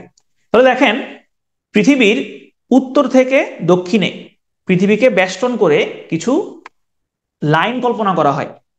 এই লাইনগুলোকে বলা হয় হচ্ছে দ্রাঘিমা রেখা, বা ইংরেজিতে হচ্ছে লঙ্গিটিউড। ইংরেজিতে এই লাইনগুলোকে বলা হয় লঙ্গিটিউড। এখন আমরা সমাক্ষ রেখার ক্ষেত্রে দেখেছিলাম যে টোটাল সমাক্ষ রেখা বা অক্ষরেখা, অথবা অথবা ইংরেজিতে যেটাকে বলা হচ্ছে ল্যাটিটিউড, আমরা দেখেছিলাম টোটাল 180টা। এখন কথা হচ্ছে এই দ্রাঘিমা রেখার সংখ্যা কত হবে। দেখেন, দ্রাঘিমা রেখার সংখ্যা কত হবে এটা নির্ভর করছে এই বৃত্তটার উপরে। একটা বৃত্ত কত ডিগ্রি হয়? একটা বৃত্ত কত ডিগ্রি হয় বলেন? একটা বৃত্ত কয় ডিগ্রি হয়? 360 ডিগ্রি। একটা বৃত্ত 360 ডিগ্রি হয়। ঠিক তেমনি ভাবে একটা বৃত্ত যেরকম 360 ডিগ্রি হয়, যেমন এটাকে যদি আপনি এখান থেকে শুরু করেন, এই যে 90 90, এরপরে 4টা 90 হলো, টোটাল হচ্ছে 360। তাহলে এই যে দ্রাঘিমা রেখা, এই দ্রাঘিমা রেখা দিয়েও টোটাল 360 ভাগে আমি আমার পৃথিবীটাকে ভাগ করতে পারবো। 360টা, যেহেতু 360 ডিগ্রি, এই কারণে দ্রাঘিমা রেখাও 360টা হতে পারে। তার মানে একদিকে হচ্ছে 180, এই এই পুরো একদিকে হচ্ছে 180, আবার এই দিকে হচ্ছে 180, টোটাল হচ্ছে 360 হতে পারে। এখন এইটার সাথে আবার ওই যে মাঝখান দিয়ে যে ইকুয়েটর লাইন, ওই লাইনটা গোলাই ফেলেন না, ওইটার সাথে এটা কিন্তু পার্থক্য আছে। ইকুয়েটর যে লাইন, ওইটার একদিকে হচ্ছে নর্থ, একদিকে হচ্ছে সাউথ। আর এই যে দ্রাঘিমা রেখা যেগুলো আছে, এই দ্রাঘিমা রেখার এক পাশে হয় হচ্ছে ওয়েস্ট এবং আরেক পাশে হয় হচ্ছে ইস্ট। অর্থাৎ দ্রাঘিমা রেখা পৃথিবীকে পূর্ব এবং পশ্চিমে সমান ভাগে ভাগ করে। এখন পৃথিবী তো গোল, আমরা এটাকে এরকম ফ্ল্যাট চিন্তা করলাম, এই যে এরকম আমরা ফ্ল্যাট চিন্তা করলাম, এবং এখানে টোটাল 180টা ধরেন যে রেখা আছে। আচ্ছা, এখন এই যে 180টা রেখা, এখন এই টোটাল যে 360, টোটাল হচ্ছে 360। এখন এই 360-এর মধ্যে আমি যদি বাংলাদেশের অবস্থান চিন্তা করতে চাই, তাহলে বাংলাদেশ কোন জায়গাতে আছে, বাংলাদেশ কোন জায়গাতে আছে সেটা নির্ণয় করা আমার জন্য কিন্তু কঠিন হয়ে যাবে। এত কিছু তো আসলে এই প্রতিটা লাইন বা এগুলো লাইনের আমরা হিসাবটা করব কিভাবে? একটা নির্দিষ্ট লাইন ধরে তারপরে হিসাব করতে হবে। তো তৎকালীন সময়ে ব্রিটিশরা বড় ভাই ছিল, তখন তারা চিন্তা করলো যে এইখানে লন্ডনের উপর দিয়ে, লন্ডনে একটা জায়গা আছে যেটার নাম হচ্ছে গ্রিনিচ, গ্রিনিচ মান মন্দির। এই গ্রিনিচের উপর দিয়ে যে লাইনটা গিয়েছে, এইটাকে ধরতে হবে 0 ডিগ্রি, এটাকে প্রধান লাইন হিসেবে ধরতে হবে, 1 নাম্বার দ্রাঘিমা রেখা হিসেবে এটাকে ধরতে হবে। তখন সবাই তাদের কথা মেনে নেয়। সেই থেকে এই যে ব্রিটিশ মান মন্দিরের উপর দিয়ে যে দ্রাঘিমা রেখাটা চলে গিয়েছে, সেটাকে 0 ডিগ্রি দ্রাঘিমা রেখা হিসেবে কল্পনা করা হয়। এবং এই 0 ডিগ্রি দ্রাঘিমা রেখাকেই মূলত বলা হয় মূল মধ্যরেখা। এই বুঝতে পারছেন কিনা বলেন? মূল মধ্যরেখা বুঝতে পারছেন কিনা? মূল মধ্যরেখা একটা দ্রাঘিমা রেখা, জাস্ট এটাকে 0 ডিগ্রি ধরা হয়েছে, হিসাবের সুবিধার জন্য এটাকে 0 ডিগ্রি ধরা হয়েছে। ঠিক আছে, তাহলে মূল মধ্যরেখা হচ্ছে এই যে এইটা, এই মূল মধ্যরেখার ইংরেজি হচ্ছে প্রাইম মেরিডিয়ান।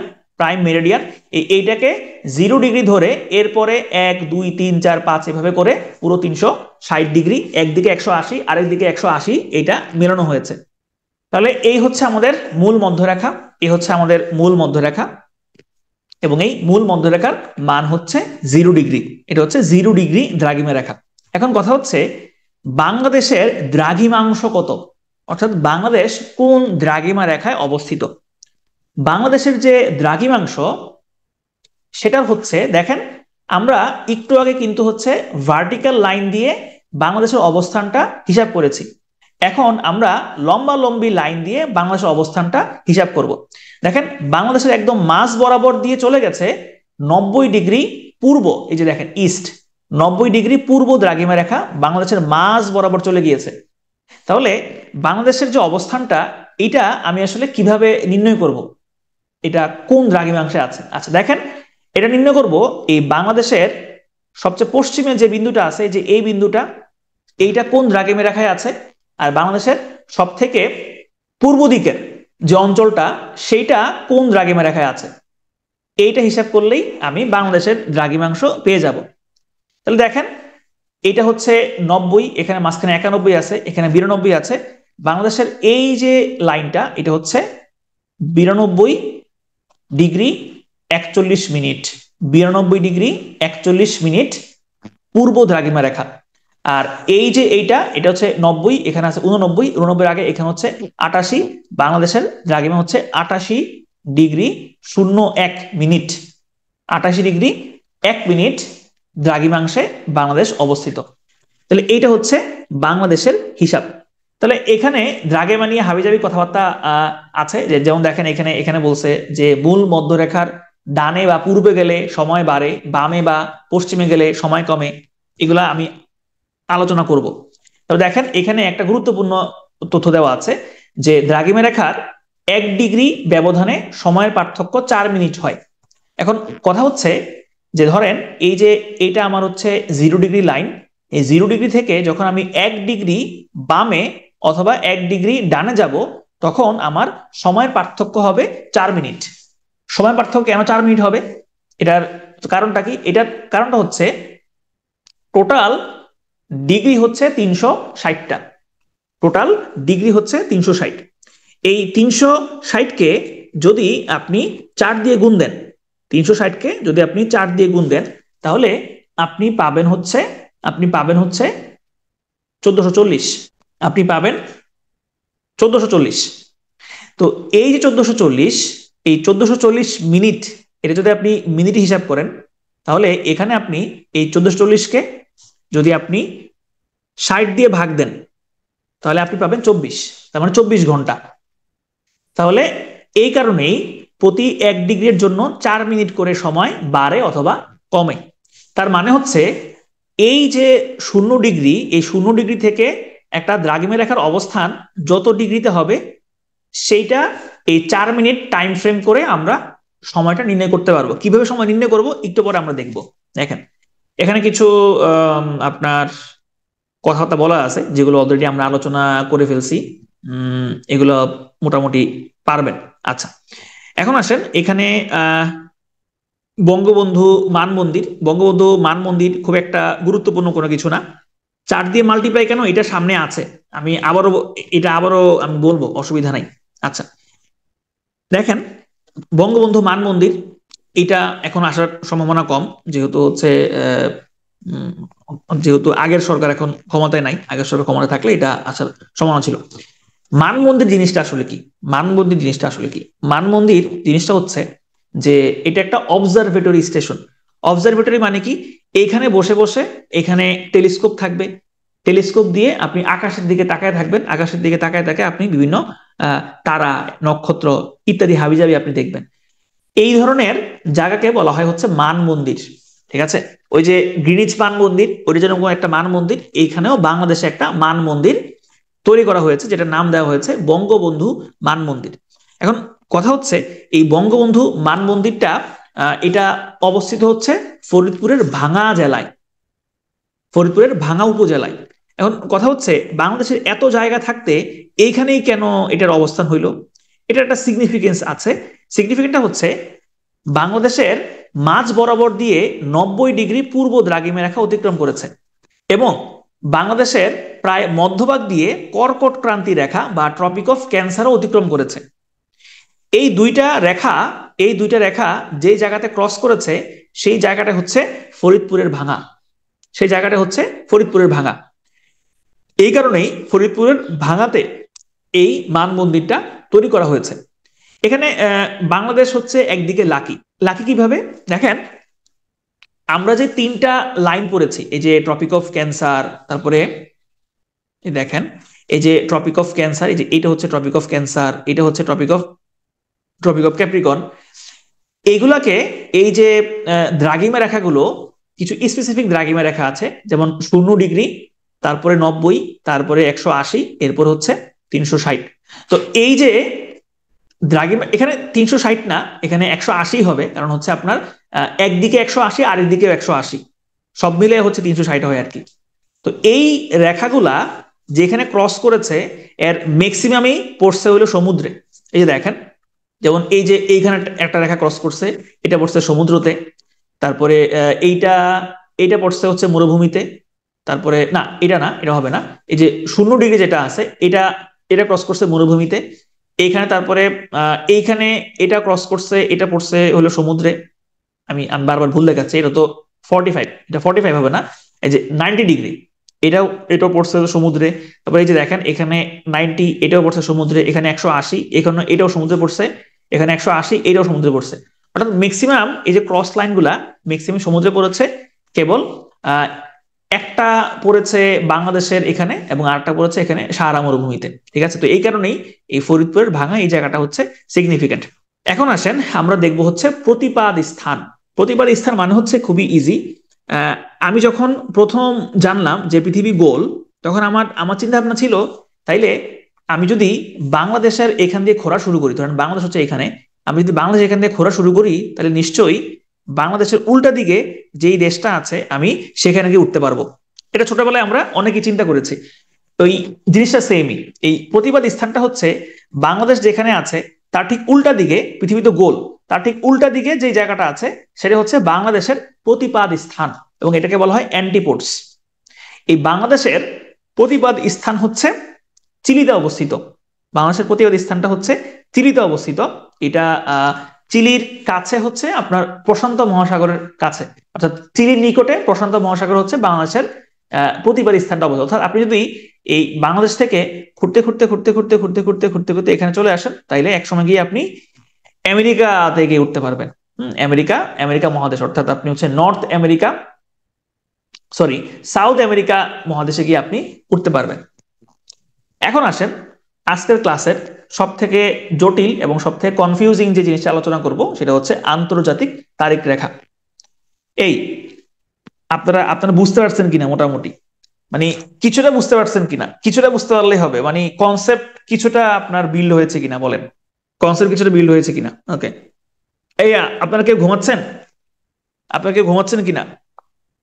এই সবাই আছেন কিনা? এই সবাই আছেন কিনা? সবাই 100% ক্লিয়ার হয়েছে?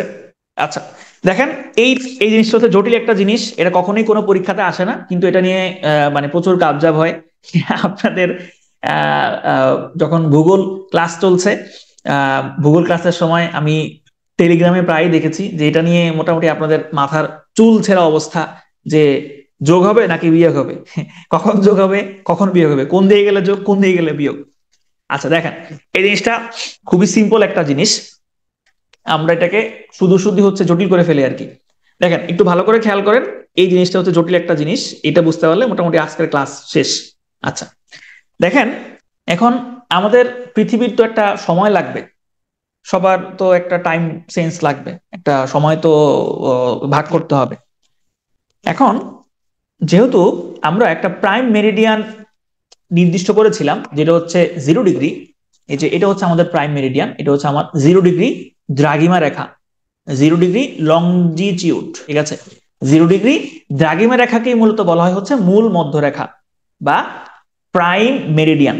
আচ্ছা, আপনারা ছোটবেলায়, মানে ছোটবেলায় না এখনো তো অঙ্ক করেন, ওই যে আমরা রেখাচিত্র পড়ি না, রেখাচিত্র, ওই যে এখানে 0 থাকলে তারপরে 1, তারপরে 2, তারপরে 3, এগুলো হচ্ছে প্লাস হয়, তারপরে এখানে থাকলে এগুলো হয় মাইনাস, -1, -2, -3। আমরা এগুলো অঙ্ক করি না? আমরা অঙ্ক করি না এরকম? দেখেন এখানেও এই যে সময়ের যে যোগ বিয়োগের ব্যাপারটা, এটাও কিন্তু অনেকটা সেম।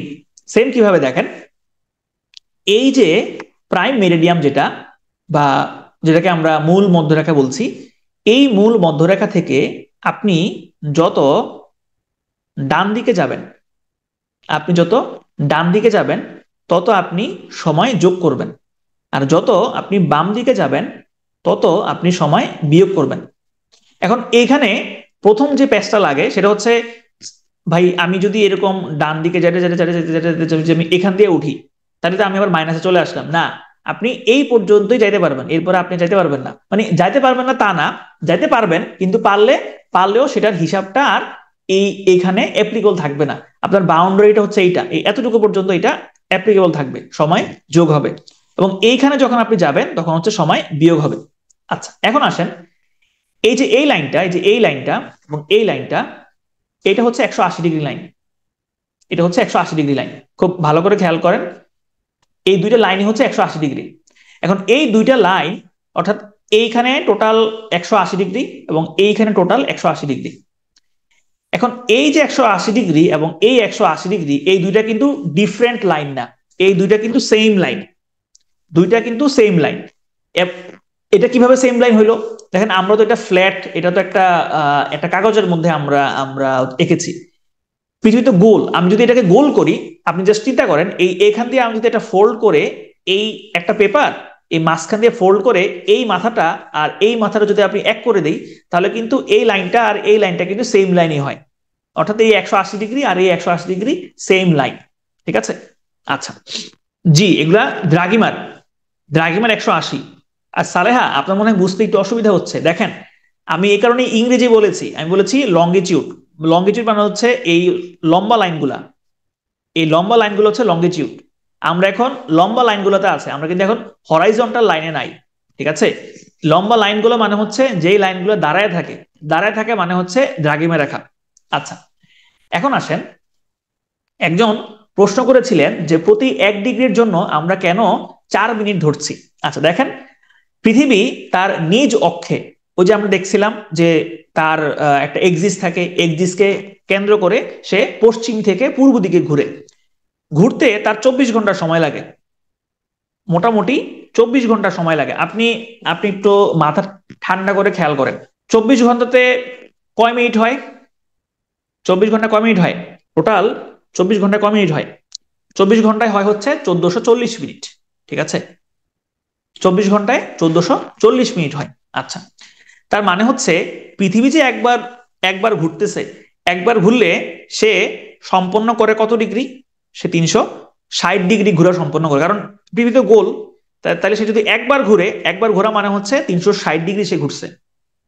তাহলে প্রতি ডিগ্রির জন্য, প্রতি ডিগ্রির জন্য সে কত মিনিট সে ব্যয় করে?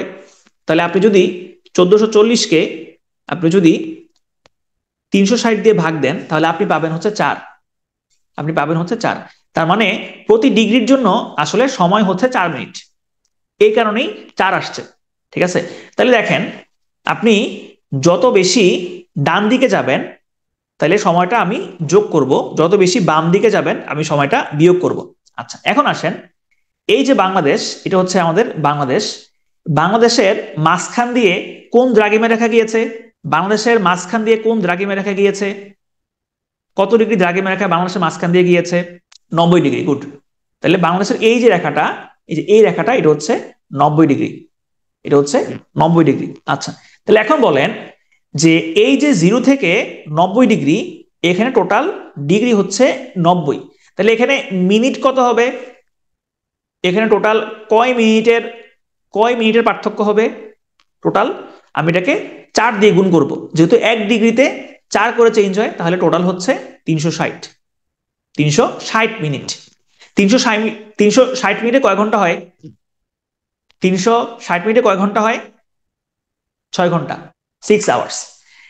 এই যে 6 আওয়ার্স, এটাকেই আমরা লিখি GMT+6, অর্থাৎ আমাদের যে সময়টা সেটা হচ্ছে GMT+6। GMT+6 মানে কি? জিএম মানে হচ্ছে Greenwich, Greenwich, Greenwich mean time. অর্থাৎ এই যে 0 ডিগ্রি, এই 0 ডিগ্রি থেকে আমাদের সময়ের পার্থক্য হচ্ছে 6 ঘন্টা। 6 ঘন্টা কিভাবে প্লাস হলো এটা বুঝতে পেরেছেন কিনা? 6 ঘন্টা কিভাবে প্লাস হলো বুঝতে পেরেছেন কিনা?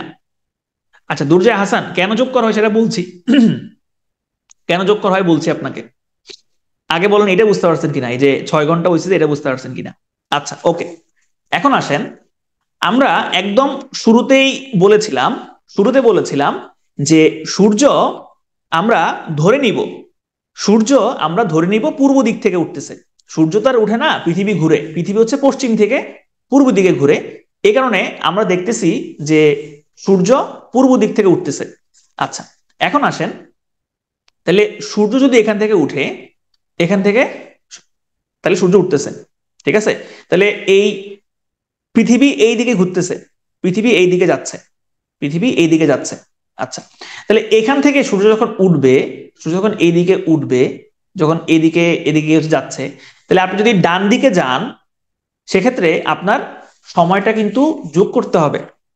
কেন সময়টা যোগ করতে হচ্ছে? দেখেন, সূর্যটা উঠলো, সূর্য এখান দিয়ে উঠতেছে, তাহলে এখানে এখন সকাল, ধরেন এখানে এখন সকাল 6টা, এখানে এখন সকাল 6টা বাজে। ঠিক আছে, তাহলে এই যে 0 ডিগ্রি, ধরেন 0 ডিগ্রি, এখানে যদি সকাল 6টা হয়, এটা একটু ভালো করে খেয়াল করেন, এটা যদি সকাল 6টা হয়, এটা ধরেন 180 ডিগ্রিতে আছে, এটা 180 ডিগ্রিতে আছে। ওকে, তাইলে এই 0 ডিগ্রির সাথে পার্থক্য হচ্ছে 180। যখন এই যে 180 আমি 4 দিয়ে গুণ করছি, টোটাল হচ্ছে 720। তার মানে হচ্ছে যখন এইখানে সকাল 6টা বাজে, তখন এই যে 0 ডিগ্রি যে সময়টা, সেটা কিন্তু এই 720 মিনিট, 720 মিনিট পেছনে আছে, কারণ সে তো এখনো তো সূর্য এখানে যায় নাই, তাহলে সে পেছনে আছে, 720 ফিট পেছনে আছে। তাহলে 720 মিনিট মানে কয় ঘন্টা? 12 ঘন্টা।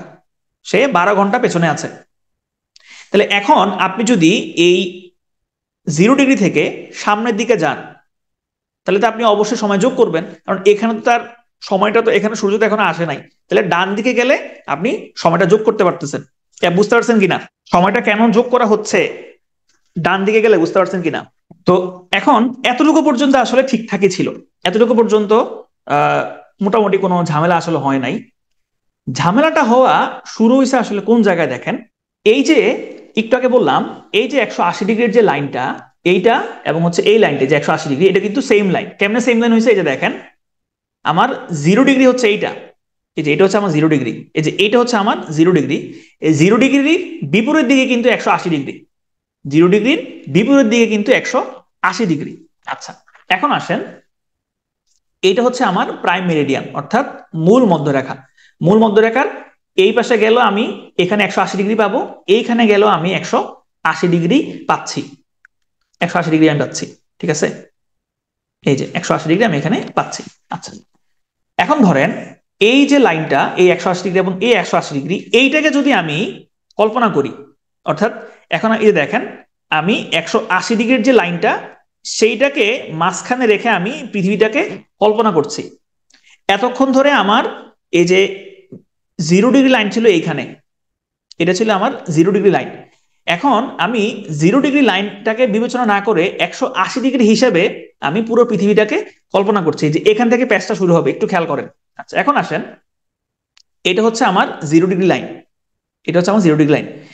এই 0 ডিগ্রি লাইন থেকে আমি যদি এই 180 ডিগ্রির দিকে আসি, তাহলে 12 ঘন্টা আমার যোগ করতে হবে, কারণ আমি ডান দিকে আসতেছি, কিন্তু আমি কিন্তু ডান দিকে আসতেছি এই 0 ডিগ্রি থেকে, আমার এখানে +12 করতে হবে। আবার এই 0 ডিগ্রি থেকে আমি যদি বাম দিকে যাই, তার মানে এই দিক থেকে, এই যে বাম দিক থেকে মানে কিন্তু এই দিক থেকে, এই থেকে যখন আমি আসতেছি, তখন আমার 12 ডিগ্রি কিন্তু মাইনাস করতে হচ্ছে। তার মানে এই যে লাইনটা, এই যে 180 ডিগ্রি লাইনটা, এইখানে আমার সময়ের পার্থক্য হয়ে যাচ্ছে 24 ঘন্টা। সময় পার্থক্য 24 ঘন্টা হয়েছে, এটা বুঝছেন কিনা? সময়ের পার্থক্য 24 ঘন্টা হয়েছে, এটা বুঝতে পারছেন কিনা বলেন? আচ্ছা, এখন আসেন, এই যে 24 ঘন্টার পার্থক্য হয়ে গেল, তার মানে এই একটা লাইনের এই পাশে ওই পাশে পার্থক্য হয়ে গেল 24 ঘন্টা। তাইলে এটা একটা অসুবিধা না? এটা তো সমীকরণ একটা অসুবিধা। তখন পৃথিবীর সবাই চিন্তা করলো যে এই সমস্যার আসলে সমাধানটা কি করা যায়। এই একটা লাইনের এই পাশে ওই পাশে 24 ঘন্টা পার্থক্য হয়ে যাচ্ছে। হ্যাঁ, এই যে আমি এইটাই আশা করতেছিলাম। উজাইরা, আপনি ব্যাপারটা বুঝেন নাই। এখানে প্লাস মাইনাস হচ্ছে কাটাকুটি না। দেখেন, এখানে এখানে জিনিসটা হচ্ছে, আমি এই 0 ডিগ্রি থেকে 180-র দিকে আগাইলাম, তাহলে আমার এখানে আমি 12 ঘন্টা যোগ করলাম। আবার এই 0 ডিগ্রি থেকে, আমি এই দিক থেকে, তার মানে এটা তো গোল, এটি থেকে উঠে আমি আমি হচ্ছে এই দিকে আসলাম, তার মানে এইখানে আমি 12 ঘন্টা বিয়োগ করলাম। দেখেন, আমার ছিল হচ্ছে 0, ছিল হচ্ছে 0, 0 থেকে আমি ডান দিকে গেলাম 12, বাম দিকেও গেলাম 12, তাহলে টোটাল হলো কত? টোটাল এখন ডিস্টেন্স হয়ে গেল কত? টোটাল ডিস্টেন্স হয়ে গেল 24। ডান দিকে আমি 12 ঘর আগাইলাম, বাম দিকে আমি 12 ঘর আগাইলাম, টোটাল এই 12 আর 12-এর মধ্যে ডিস্টেন্স হয়ে গেল 24। আচ্ছা, এখন এই সমস্যা সমাধানের জন্য 1884 সালে যুক্তরাষ্ট্রে একটা সম্মেলন বসে। ওই সম্মেলনে ঠিক করা হয় যে এখন থেকে এই যে 180 ডিগ্রি যে লাইনটা আছে, এই 180 ডিগ্রি লাইনটাকেই ইন্টারন্যাশনাল ডেট লাইন হিসেবে গণনা করা হবে, হিসাব করা হবে। কিভাবে ইন্টারন্যাশনাল ডেট লাইনটা হিসাব করা হবে? এই যে 180 ডিগ্রি লাইন, এই 180 ডিগ্রি লাইনের এই পাশে এবং এই পাশে, যদি এই পাশে হয়, 2 তারিখ, তাহলে এই পাশে হবে 3 তারিখ। তার মানে হচ্ছে, কেউ যদি এইখান থেকে ক্রস করে, এই ইন্টারন্যাশনাল ডেট লাইন ক্রস করে বাম দিকে যায়, অর্থাৎ সে যদি পূর্ব দিকে, সরি, সে যদি পশ্চিম দিকে যায় ইন্টারন্যাশনাল ডেট লাইন ক্রস করে, তাহলে তাকে একদিন যোগ করতে হবে। এই 2-এর সাথে সে 1 যোগ করবে। আবার কেউ যদি এই ইন্টারন্যাশনাল ডেট লাইন ক্রস করে পূর্ব দিকে যায়, তাহলে 1 বিয়োগ করতে হবে, অর্থাৎ এই 3-এর সাথে এক বিয়োগ করতে হবে। এই বুঝতে পারছেন কিনা বলেন, এটা বুঝতে পারছেন কিনা? যোগ বিয়োগটা বুঝতে পারছেন কিনা? পূর্বে পূর্বে যোগ না। আচ্ছা সাজাদ হোসেন, আমি এখন ওইখানে নাই তো, আমি তো এখন প্রাইম মেরিডিয়ানে নাই, আমি তো 180 ডিগ্রিতে চলে আসছি। আমি তো এটা এটা তো আমি সিদ্ধান্তের কথা বলতেছি। সম্মেলনে যে সিদ্ধান্ত হয়েছে, সম্মেলনের সিদ্ধান্তের কথা আমি বলতেছি। আমি এখন প্রাইম মেরিডিয়ানে নাই। সম্মেলনের সিদ্ধান্ত হয়েছে যে এই যে 180 ডিগ্রি লাইন, এটাকে বলা হবে ইন্টারন্যাশনাল ডেট লাইন। তার মানে দিন শুরু হবে এখান থেকে, এখান থেকে আমার নতুন দিন শুরু হবে। অর্থাৎ আমি ধরে নিব এইখান থেকে আমার একটা নিউ ডে শুরু হচ্ছে। তাহলে নিউ ডে শুরু হওয়া মানে কি? নিউ ডে শুরু হওয়া মানে হচ্ছে এই যে ইন্টারন্যাশনাল ডেট লাইনের এই পাশে কি, এই পাশে হচ্ছে এটা হচ্ছে আমেরিকা, এটা হচ্ছে আমেরিকা, এইখান থেকে হচ্ছে এশিয়া শুরু, এই যে হচ্ছে আপনার জাপান, এখানে কোনটা জাপান, এই যে এগুলো হচ্ছে জাপান, এই যে এইগুলা, ঠিক আছে? তাহলে দেখেন, জাপানকে বলা হয় কি? জাপানকে বলা হয় সূর্য উদয়ের দেশ। এই যে এটা হচ্ছে তাইওয়ান, ঠিক আছে? জাপানকে বলা হয় হচ্ছে সূর্য উদয়ের দেশ। তাইলে এইখানে যদি আমার 1 তারিখ থাকে, 1 তারিখ এটা শেষের লাইন, এখান থেকে আমার 2 তারিখ শুরু হবে, এখান থেকে আমার 2 তারিখ শুরু হবে, ঠিক আছে? তার মানে হচ্ছে এই যে লাইনটা, এই লাইনটা যখন আমি ক্রস করব, যখন আমি ক্রস করে এই পাশে আসব, তখন আমার একদিন বিয়োগ করতে হবে। এই লাইনটা ক্রস করলে যখন আমি এই পাশে চলে আসব, তখন আমার একদিন যোগ করতে হবে। যোগ বিয়োগের ব্যাপারটা বুঝতে পারছেন কিনা বলেন? আচ্ছা হ্যাঁ, জাপান উপরের দিকে, এই যে এটা হচ্ছে জাপান, আমি আমি আমি ভুল বলছি। না আমি ভুল বলি না, আমি ঠিকঠাকই বলছি। এটা এইখানে এইটা হচ্ছে আপনার কোরিয়া, এই যে এটা হচ্ছে কোরিয়া, এইখানে এটা হলো জাপান। হ্যাঁ, ঠিকঠাকই বলছি। আচ্ছা, এখন আসেন, এই যে ইন্টারন্যাশনাল ডেডলাইনের যে ব্যাপারটা, এটা নিয়ে প্যাচ লাগে কোন জায়গায় সেটা একটু আমি আমি ক্লিয়ার করি। প্যাচ লাগে কোন জায়গায়, আমার সময় প্রায় শেষ। দেখেন, প্যাচ লাগানোর আগে ইন্টারন্যাশনাল ডেডলাইনটা আরেকটু ব্যাখ্যা করি। এখন 180 ডিগ্রি যে এই লাইনটা, এই লাইনটা হচ্ছে সোজা একটা লাইন। আচ্ছা, এখানে আরেকটা ব্যাপার খেয়াল করি, আরেকটা ব্যাপার বলি। সেটা হচ্ছে ধরেন এইখানে সূর্য আছে, সূর্যটা ঠিক এইখানে আছে, ঠিক আছে? ধরেন এই বরাবর সূর্যটা আছে। সূর্য যে জায়গাতে আছে, সূর্য ওই জায়গাতেই আছে, সূর্য কিন্তু চেঞ্জ হয় নাই।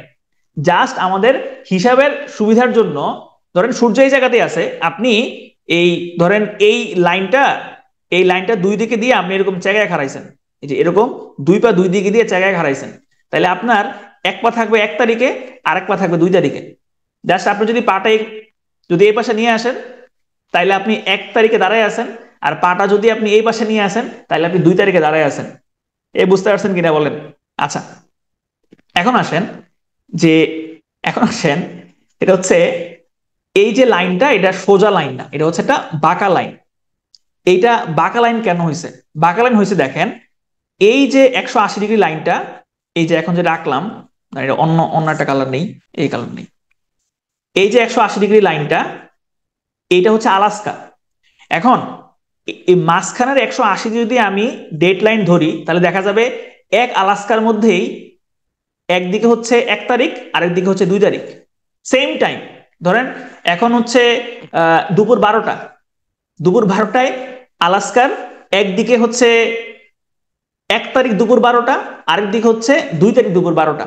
এখন তাহলে এইটা তো একটা অসুবিধা। এই অসুবিধা দূর করার জন্য এইখানে ইন্টারন্যাশনাল ডেট লাইনটা বাঁকা করা হয়েছে, বাঁকা করে এই দিকে আনা হয়েছে, এখানে আবার আনা হয়েছে। মানে এইখান দিয়ে কিন্তু অনেক দ্বীপ টিপ আছে। এরা চাইছে যে এরা আমেরিকার যে টাইম লাইন, তারা সেখানে সাথে থাকবে। আর এইখানে এরা চাইছে যে না, এরা হচ্ছে রাশিয়ার সাথে থাকবে। তারপরে এখান দিয়ে কোনো সমস্যা হয় না, এখানে সোজা আসছে। এইখানে অসংখ্য দ্বীপ আছে, এই দ্বীপগুলো যার যার ইচ্ছা, যে যার ইচ্ছা মতো টাইম জোনটা চুজ করছে। এই টাইম জোনটা ইচ্ছা মতো চুজ করার কারণেই এই জায়গাটা বাঁকা হয়ে গেছে। এখানে কি কি আছে দেখেন, এখানে আছে হচ্ছে কিরিবাতি, এখানে আছে হচ্ছে ক্যারোলাইন, এরপরে এখানে আরো অনেকগুলো আইল্যান্ড আছে। দেখেন, ধরেন এই পাঁচটাতে এখন সময় হচ্ছে, আজকে কয় তারিখ? আজকে কয় তারিখ? আজকে হচ্ছে 4 তারিখ। আচ্ছা, ধরেন এই পাশে এখন হচ্ছে, এই পাশে এখনো কিন্তু 3 তারিখ, এখনো 4 তারিখ হয় নাই। আচ্ছা, কোন একটা প্লেন, কোন একটা প্লেন এই 3 তারিখে ছিল এখানে, এই লাইনটা সে ক্রস করছে, এখন সে 4 তারিখে আছে।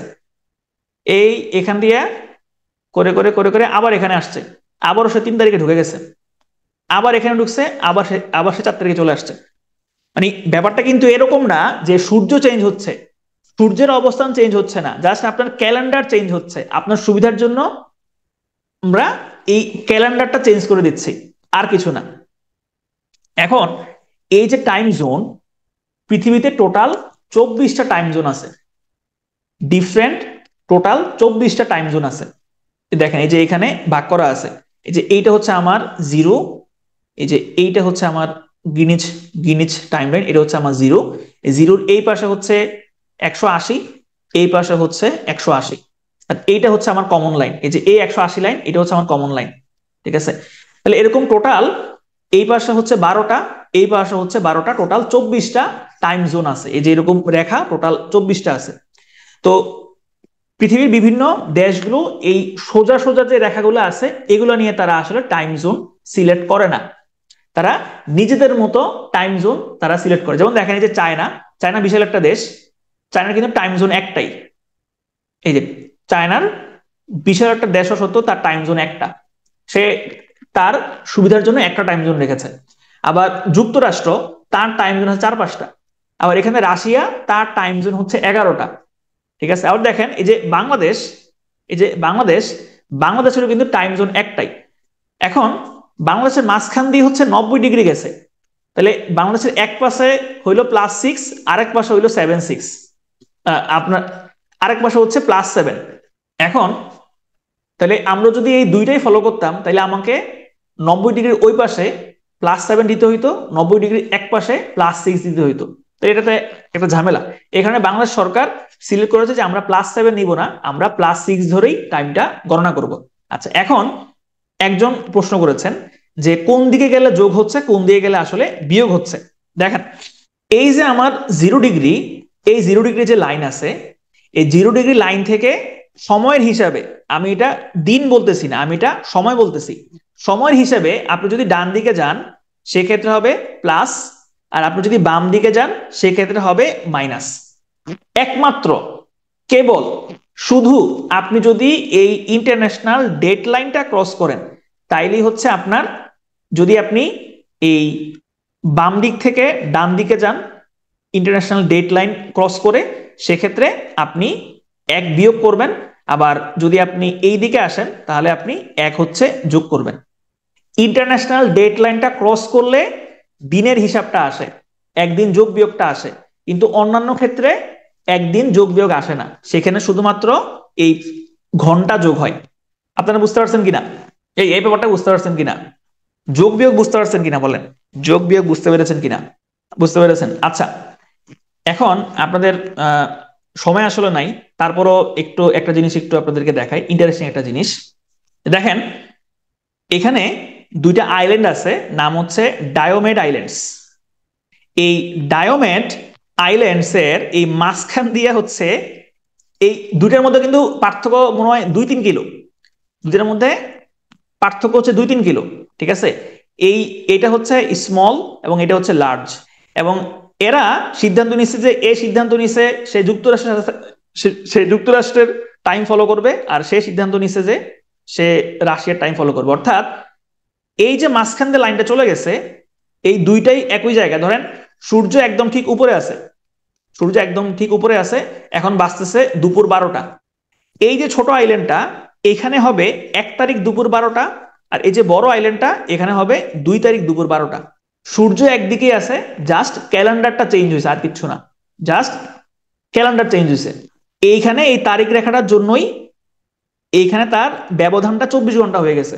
এখন ধরেন এখানে একটা ইন্টারেস্টিং ব্যাপার ঘটতে পারে। ধরেন এই যে ছোট আইল্যান্ডে আপনি থাকেন, আর এই বড় আইল্যান্ডে আপনার গার্লফ্রেন্ড থাকে, দুজনের মধ্যে ভাব বিনিময় হয়েছে।